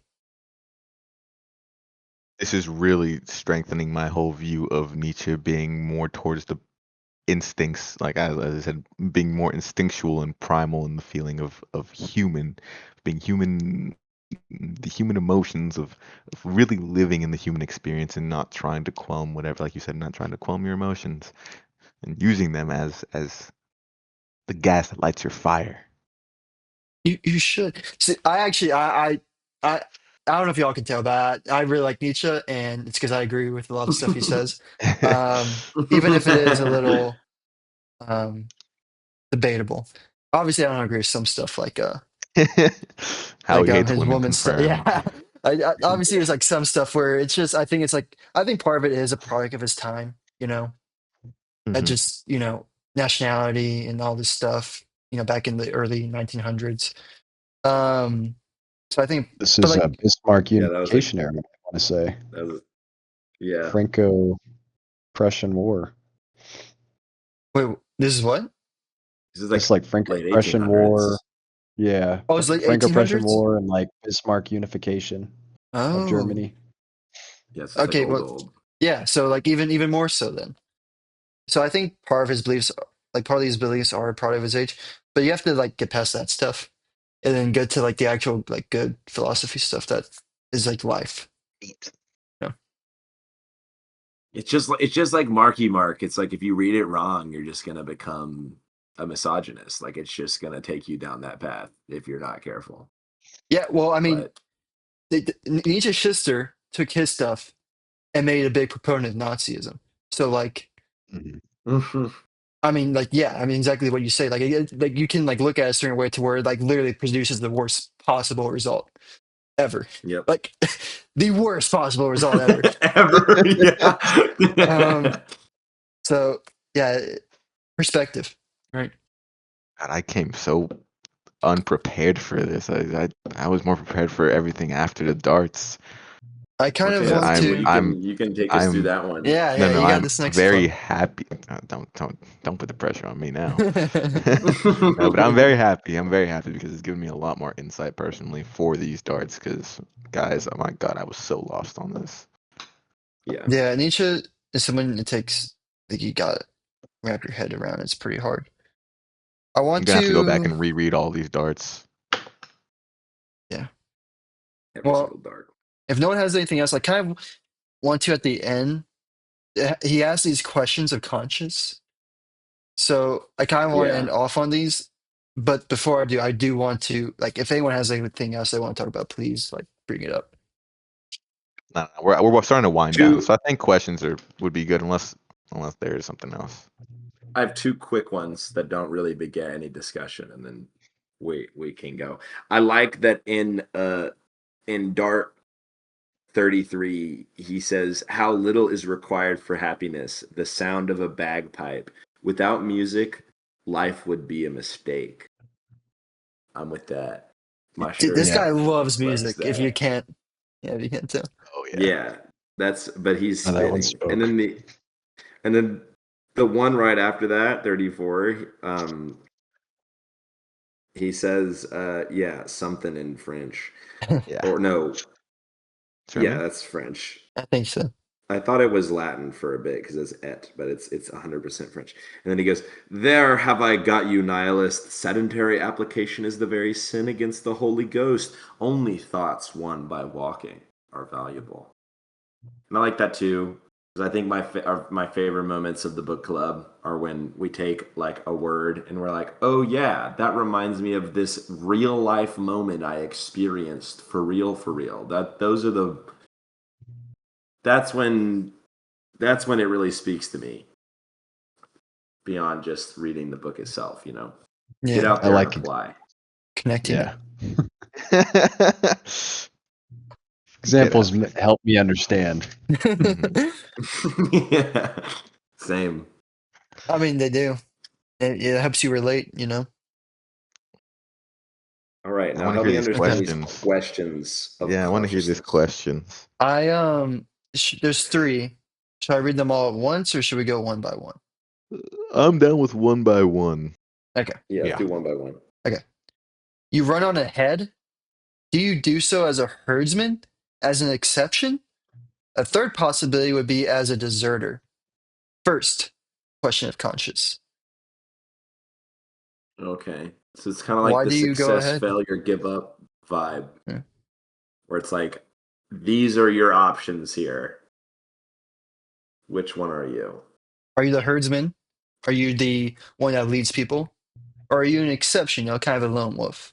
Or are you a deserter, where you just say, screw everyone else. I don't care how what I do affects them. It's kind of like the leader or the person who, you know, does their thing, but not trying to harm anyone. Or the person who harms people. Yeah. Well, I think even you're also missing that first question. You run on ahead. Oh, Like, do true. you even do that? It's true. That's a good point. Do you even run on ahead, or do you hang out in the crowd? So focus on Right. the end. I didn't even think about the beginning. Yeah, no. Yeah. So So yeah, I mean that's what he's yeah. asking. Like he's trying to get you to think about these hard questions to like kind of try to figure out define yourself. Know who you are. Well, I hate to say this, but it depends. Yeah.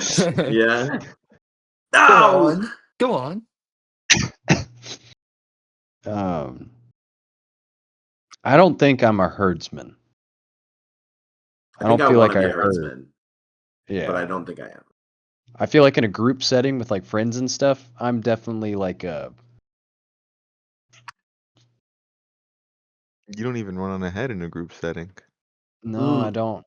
I think I'm kind of like a I'm just like a sheep in that case. This might be a second or third question of conscience for That's me. You But didn't get past the first question, Mark. yeah, I didn't get past that first. See, but you see, in work, I will say in work, I feel like I do tend to be an exception, and that's not Mm. me gloating, but that's Yeah. me saying like I typically am like even like in past jobs, like I was, oh, you do good work, you want to be a manager, you know, or oh, you do good work, let me try putting you in this position. Oh, you do good work. I'll get you to do the BAS stuff for system automations for commercial retail stores. Oddly um, specific. yeah, something that 7-year techs usually do, and I am 10 months into the industry. Yeah, so like I feel like with work, since I do make it such an integral part of my life, I tend to become an exception because most other people clock in, clock out. That's their whole point, you know? But I end up being like, all right, I got to research after I get home from work. I got to Wow. know Yeah, everything about this fucking business, man. I respect That's that. I have a awesome. lot of respect for that actually, because I Yeah. think Well, I it's. don't like not knowing something I'm the same way. that I do Uh-oh. every day. It speaks a lot about Okay. you as a person. I think.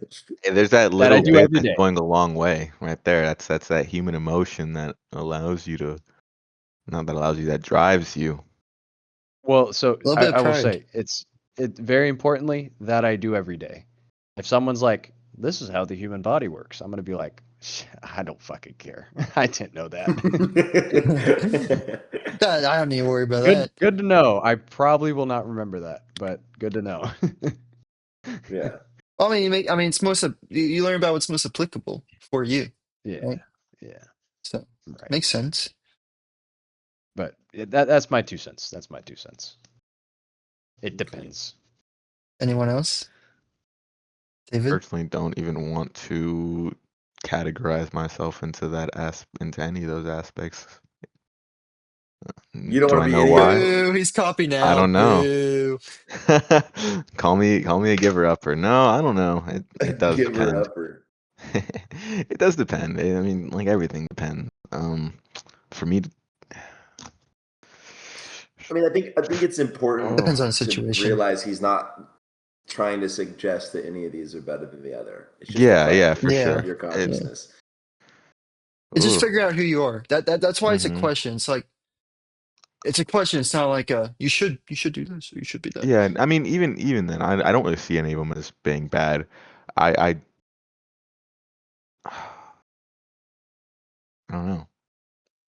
Maybe the deserter is Should bad. think about that one. I should. The deserter, I think, is inherently going to be bad. Yeah. I don't I know. What guess if from you? a perspective of what's great for the community, Yeah, yeah. I was about to yes. say, Yeah. what if you're like, extreme here, yeah, very extreme. Yeah, You're give me an deserting the Nazi exception. party. I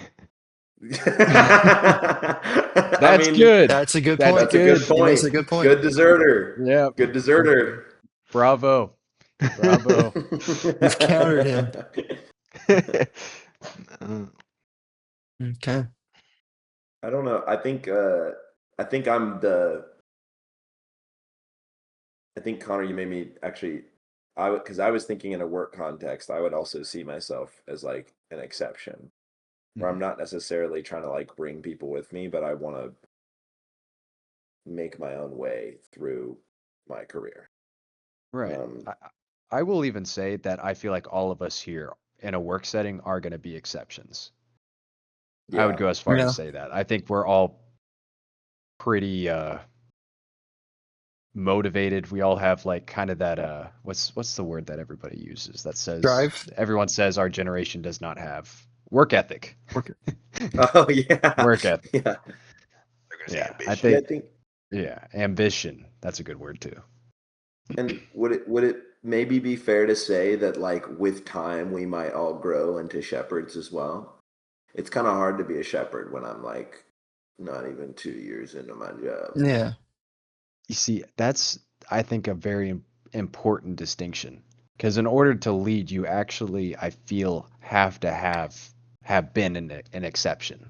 You know, Hmm. For sure. you had to have stood out from the herd. I Yeah, you definitely had to have think tried to take the path before you can even know it's a good way to go.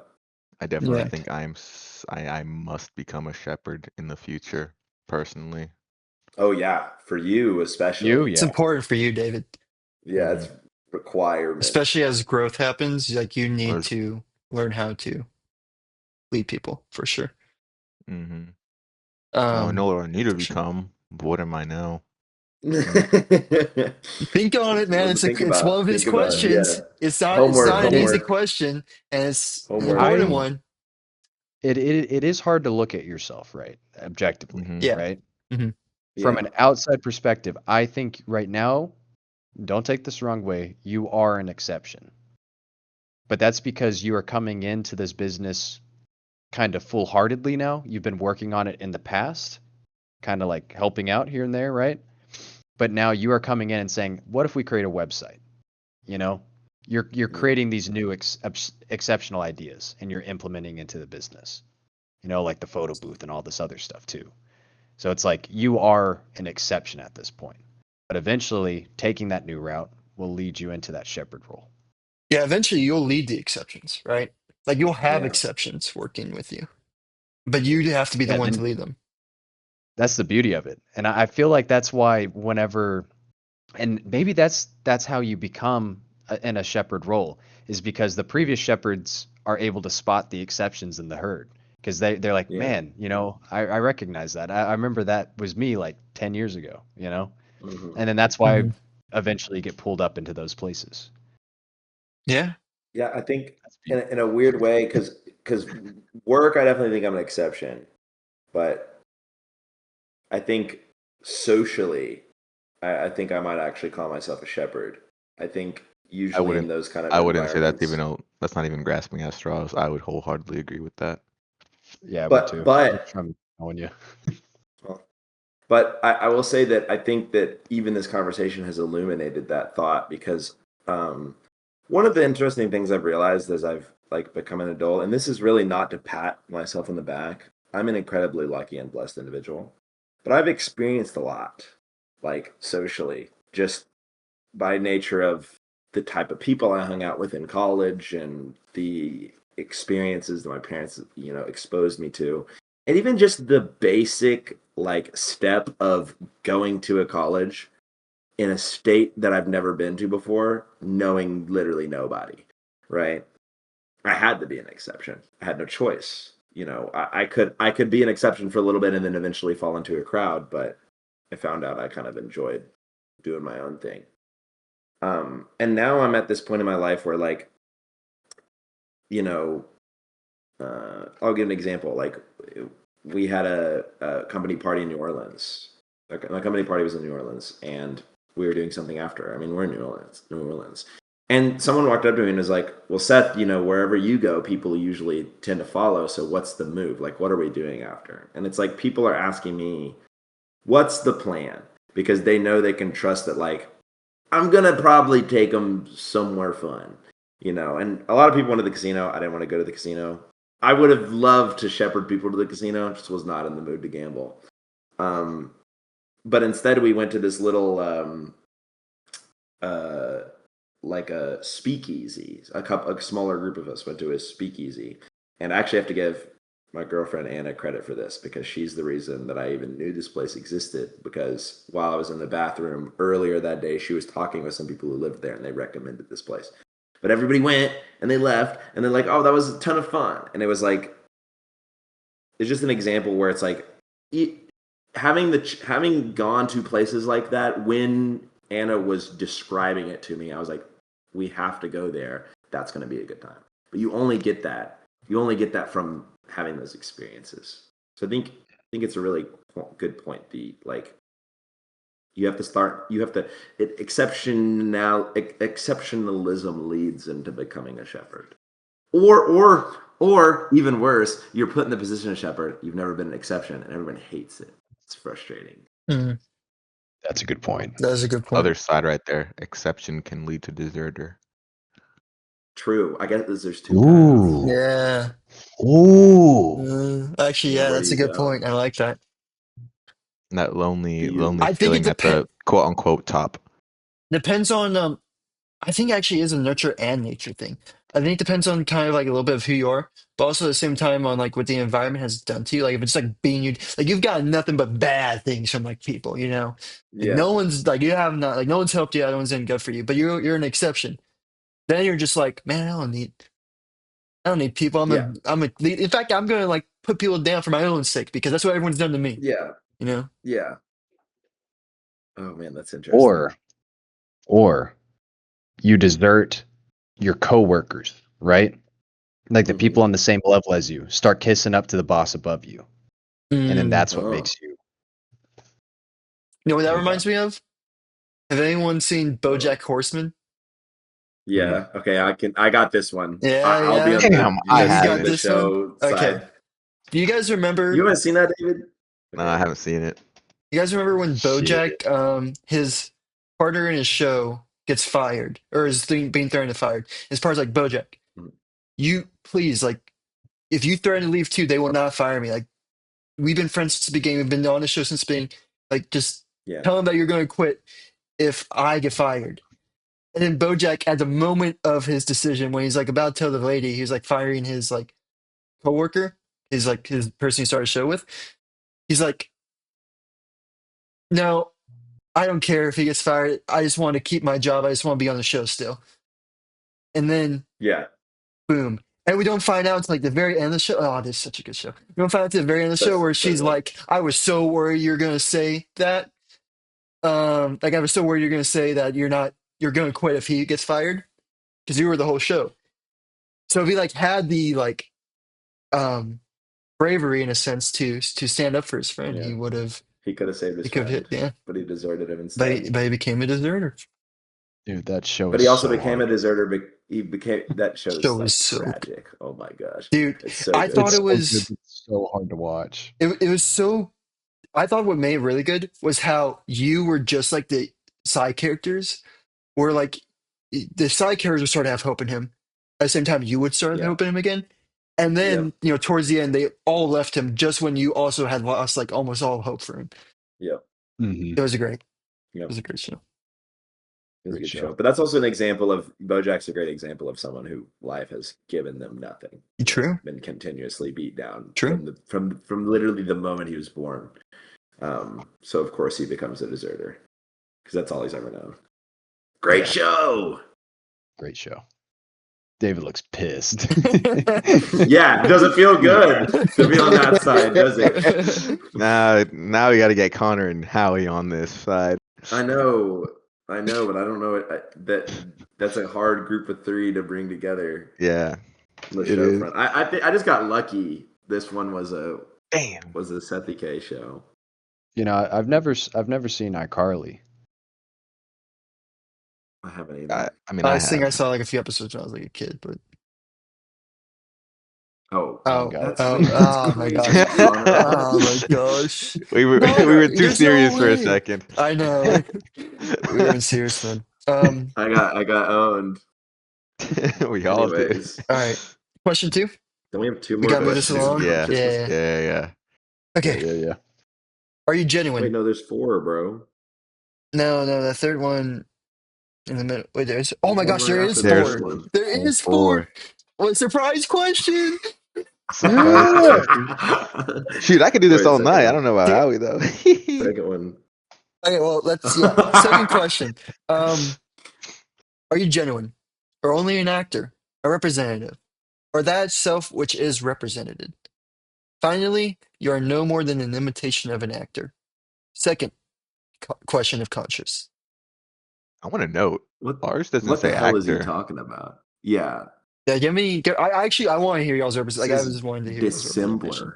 Yeah, are you genuine or only a dissembler, a representative, or the represented itself? Finally, you are merely an imitation of a dissembler. Second question of consciousness. Or conscience. A Did you guys like dissembler. figure out what dissembler meant? I mean, now that you said actor, it's kind of I don't know. I now do not know. Yeah, I Here, thought I'm it gonna was like give someone who you. disassembled things. Yeah, I'm that's gonna how show I you kind of took guys. it. I'm gonna show you A guys a. dissembler? Oh. Connor, you're such a... Go, Connor. That's okay. It's that show, No, remember. it's all you. Shut up. It's the joke's dead now, guys. Just go on. Oh, no. I was gonna do a mime of your author trying to find something in a thesaurus. Go ahead. I'm such an asshole this episode. Always The has worst. You conversation. two for real. All right, A Seth, you gonna tell dissembler. us? A dissembler is a person who hides their true feelings, intentions, or character by pretending to be someone or something they're not, Okay. often to deceive or manipulate. Okay, yeah, that was I should have looked that totally up. not what I thought. I was in the same thought of as you were. I thought it was just somebody Me. who's disassemble or maybe Yeah. deconstruct something. Which But maybe with the first question being, "Are you genuine?" I should have been able to do the context clues. Yeah. But I did not. I think this one's a little bit more simple, right? Yeah. And I think the answer is, again, it depends. You think? Somewhat. Maybe.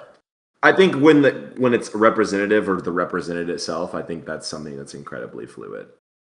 Right? Yeah, that's fair. I'm going to go off on a limb here and say I think, based on the book clubs alone, we can definitely call ourselves genuine. Yeah. I think so. Yeah, I think you guys are all pretty genuine guys. Except Seth. Hey, Well, Seth's genuine. He's just naturally, I'm rude. genuinely an asshole.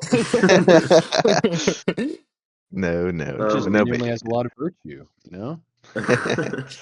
Okay, wait, but what about being an imitation of an actor? What is See, that? that was actually why I wanted y'all's translation because I didn't really get that part.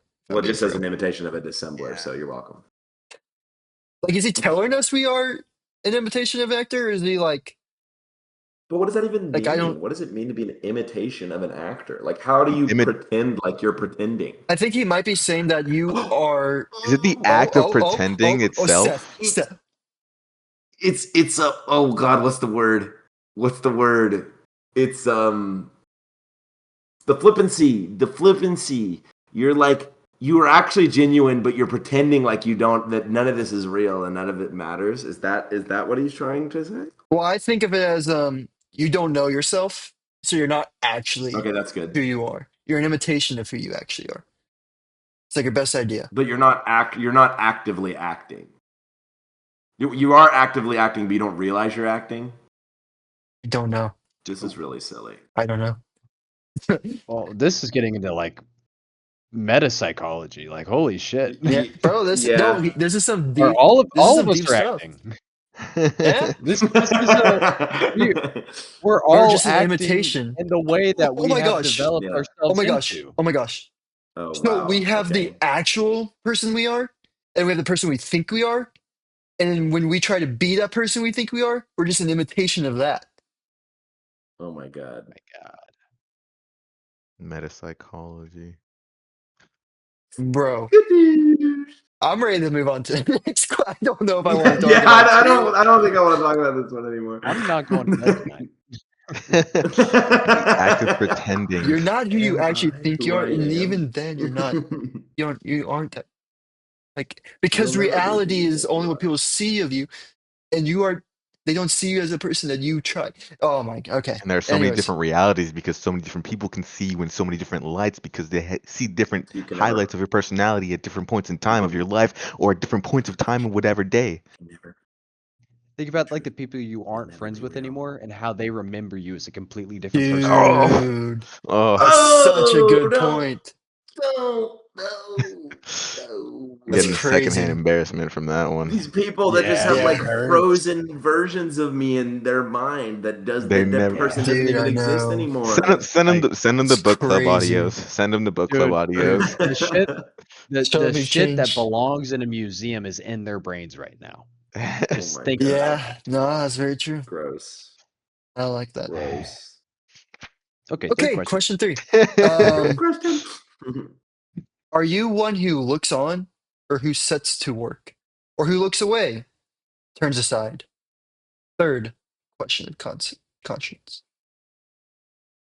So basically, are you a That one's person who almost like word does for word what something, mine said. or you just you're just on the sideline, Do you think about it?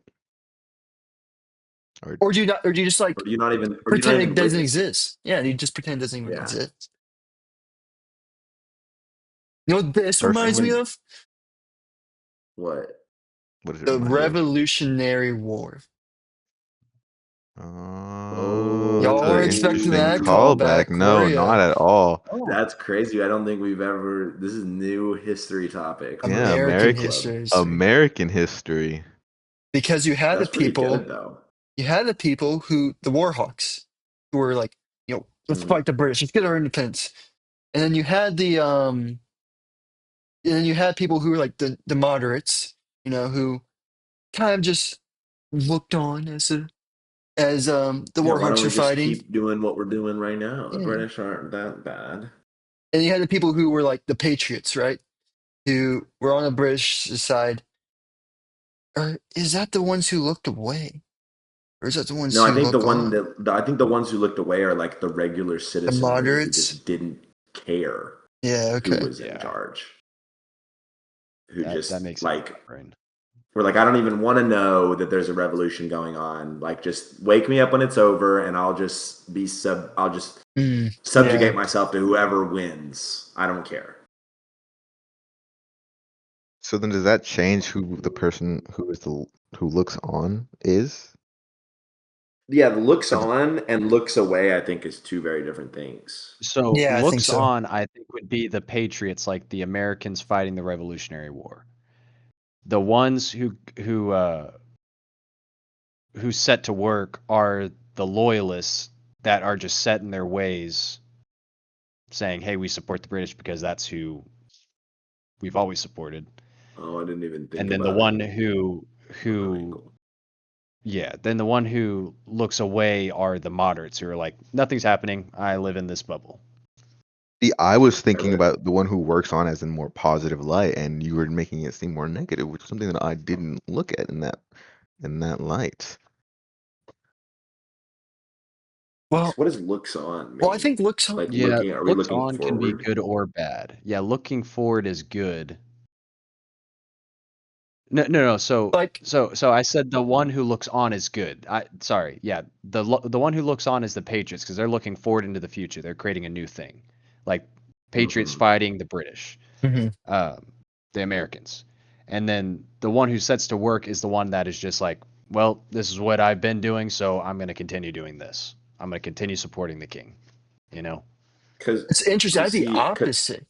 See, that's what I I'm had the saying. This opposite is like too. this is a different viewpoint that I'm getting. Not in like But because in our it says goes to work, so I'm thinking looks on as someone who doesn't work, and then goes to work as someone who does work, right? So it's the person who does nothing versus the person who does something.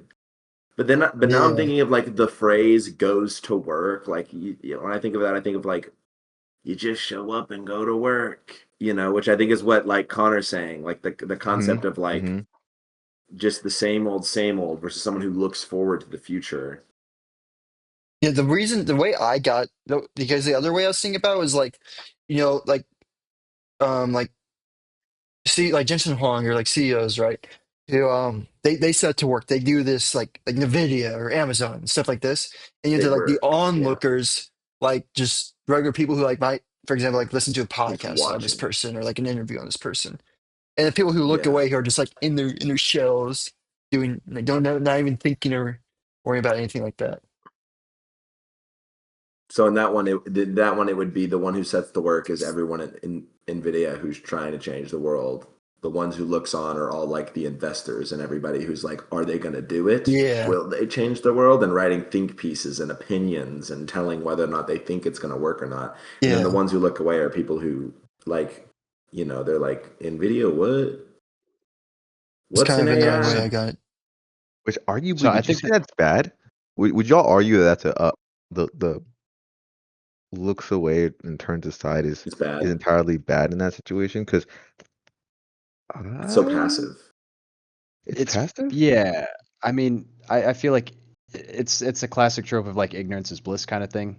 And in a lot of Hmm. ways, it's like, I don't believe that. I'd rather know something than not know something, you know? Yeah. Because I'd argue that it's not But entirely a mm, bad thing. That it could. I guess again, the way I'm saying is somebody who says, you know what, fuck society. I'm gonna go cut logs in a do my own cabin in the thing. woods. I don't.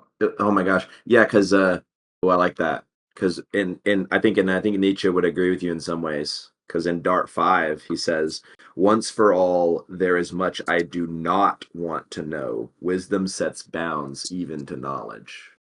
Because like, okay, back to the Nvidia example. Truthfully, if I'm paying attention to what Nvidia is doing every single day of my life, I am neglecting so many of the things that are actually going to affect me and like push me forward. Like there's a point where I have to go, this doesn't matter right now. Like this information is not important. You have to like tune out the noise sometimes. That was such a good Man, dart to bring up in this situation because I kind of Yeah. see that with the news cycle even too. Like sometimes actually, it's it's more like just a shoo. sometimes you just gotta like give yourself a brain break so that you can focus on what's immediately around instead of always knowing. And wisdom knows when to set boundaries, right? Yeah, Yeah, but then again, it's kind of situational. It's kind of a catch 22 at the same time.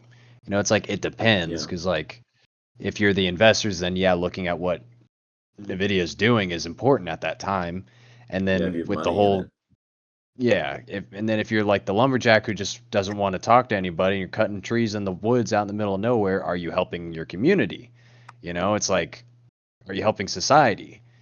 And then at the same time, it's like, well, I don't want to talk about the war in Palestine. Well, that doesn't change the fact that children are dying. It's like, well, you're not really picking a side, but a side needs to be picked because the whole point is if you turn away from it, you're not helping. If you but raise also your voice what and is speak me out picking a against it, side? What does picking a side do? What does me picking a side do really? Like to look her if on, you voice your honestly, opinion, if you voice your and opinion, you can make a change. I mean, we are like could a I really?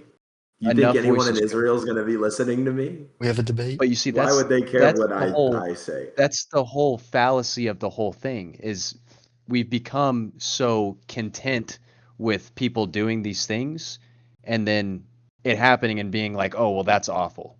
Well, it's like, well, don't just say it's awful, do something about it.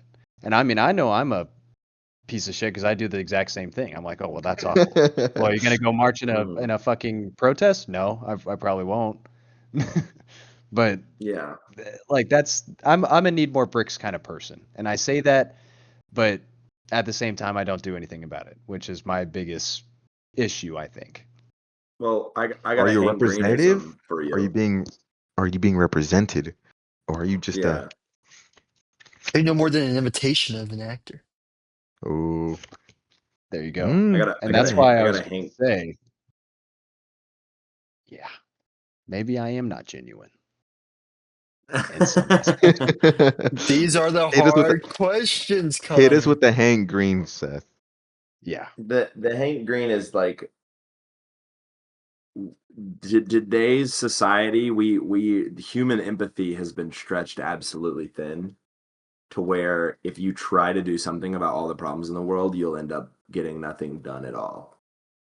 So it's like, yeah, maybe if I made a concerted effort, like regularly, to stop genocide in the Israel-Palestine, conflict, I can make a change. But am I also supposed to do that about Russia and Ukraine and China and Taiwan and the Uyghurs and people who are dying of hunger and people who just lost their SNAP benefits because the government shut down and like I could go on and on and on. I could give you a list of a million problems in the world, and if I tried to solve every single one of them, I would be useless. So at some point I have to pick some to not care about, right? Then you become a lumberjack in the woods, just cutting woods and There's just helping nobody else. that doesn't mean I don't Passive. care about any of them.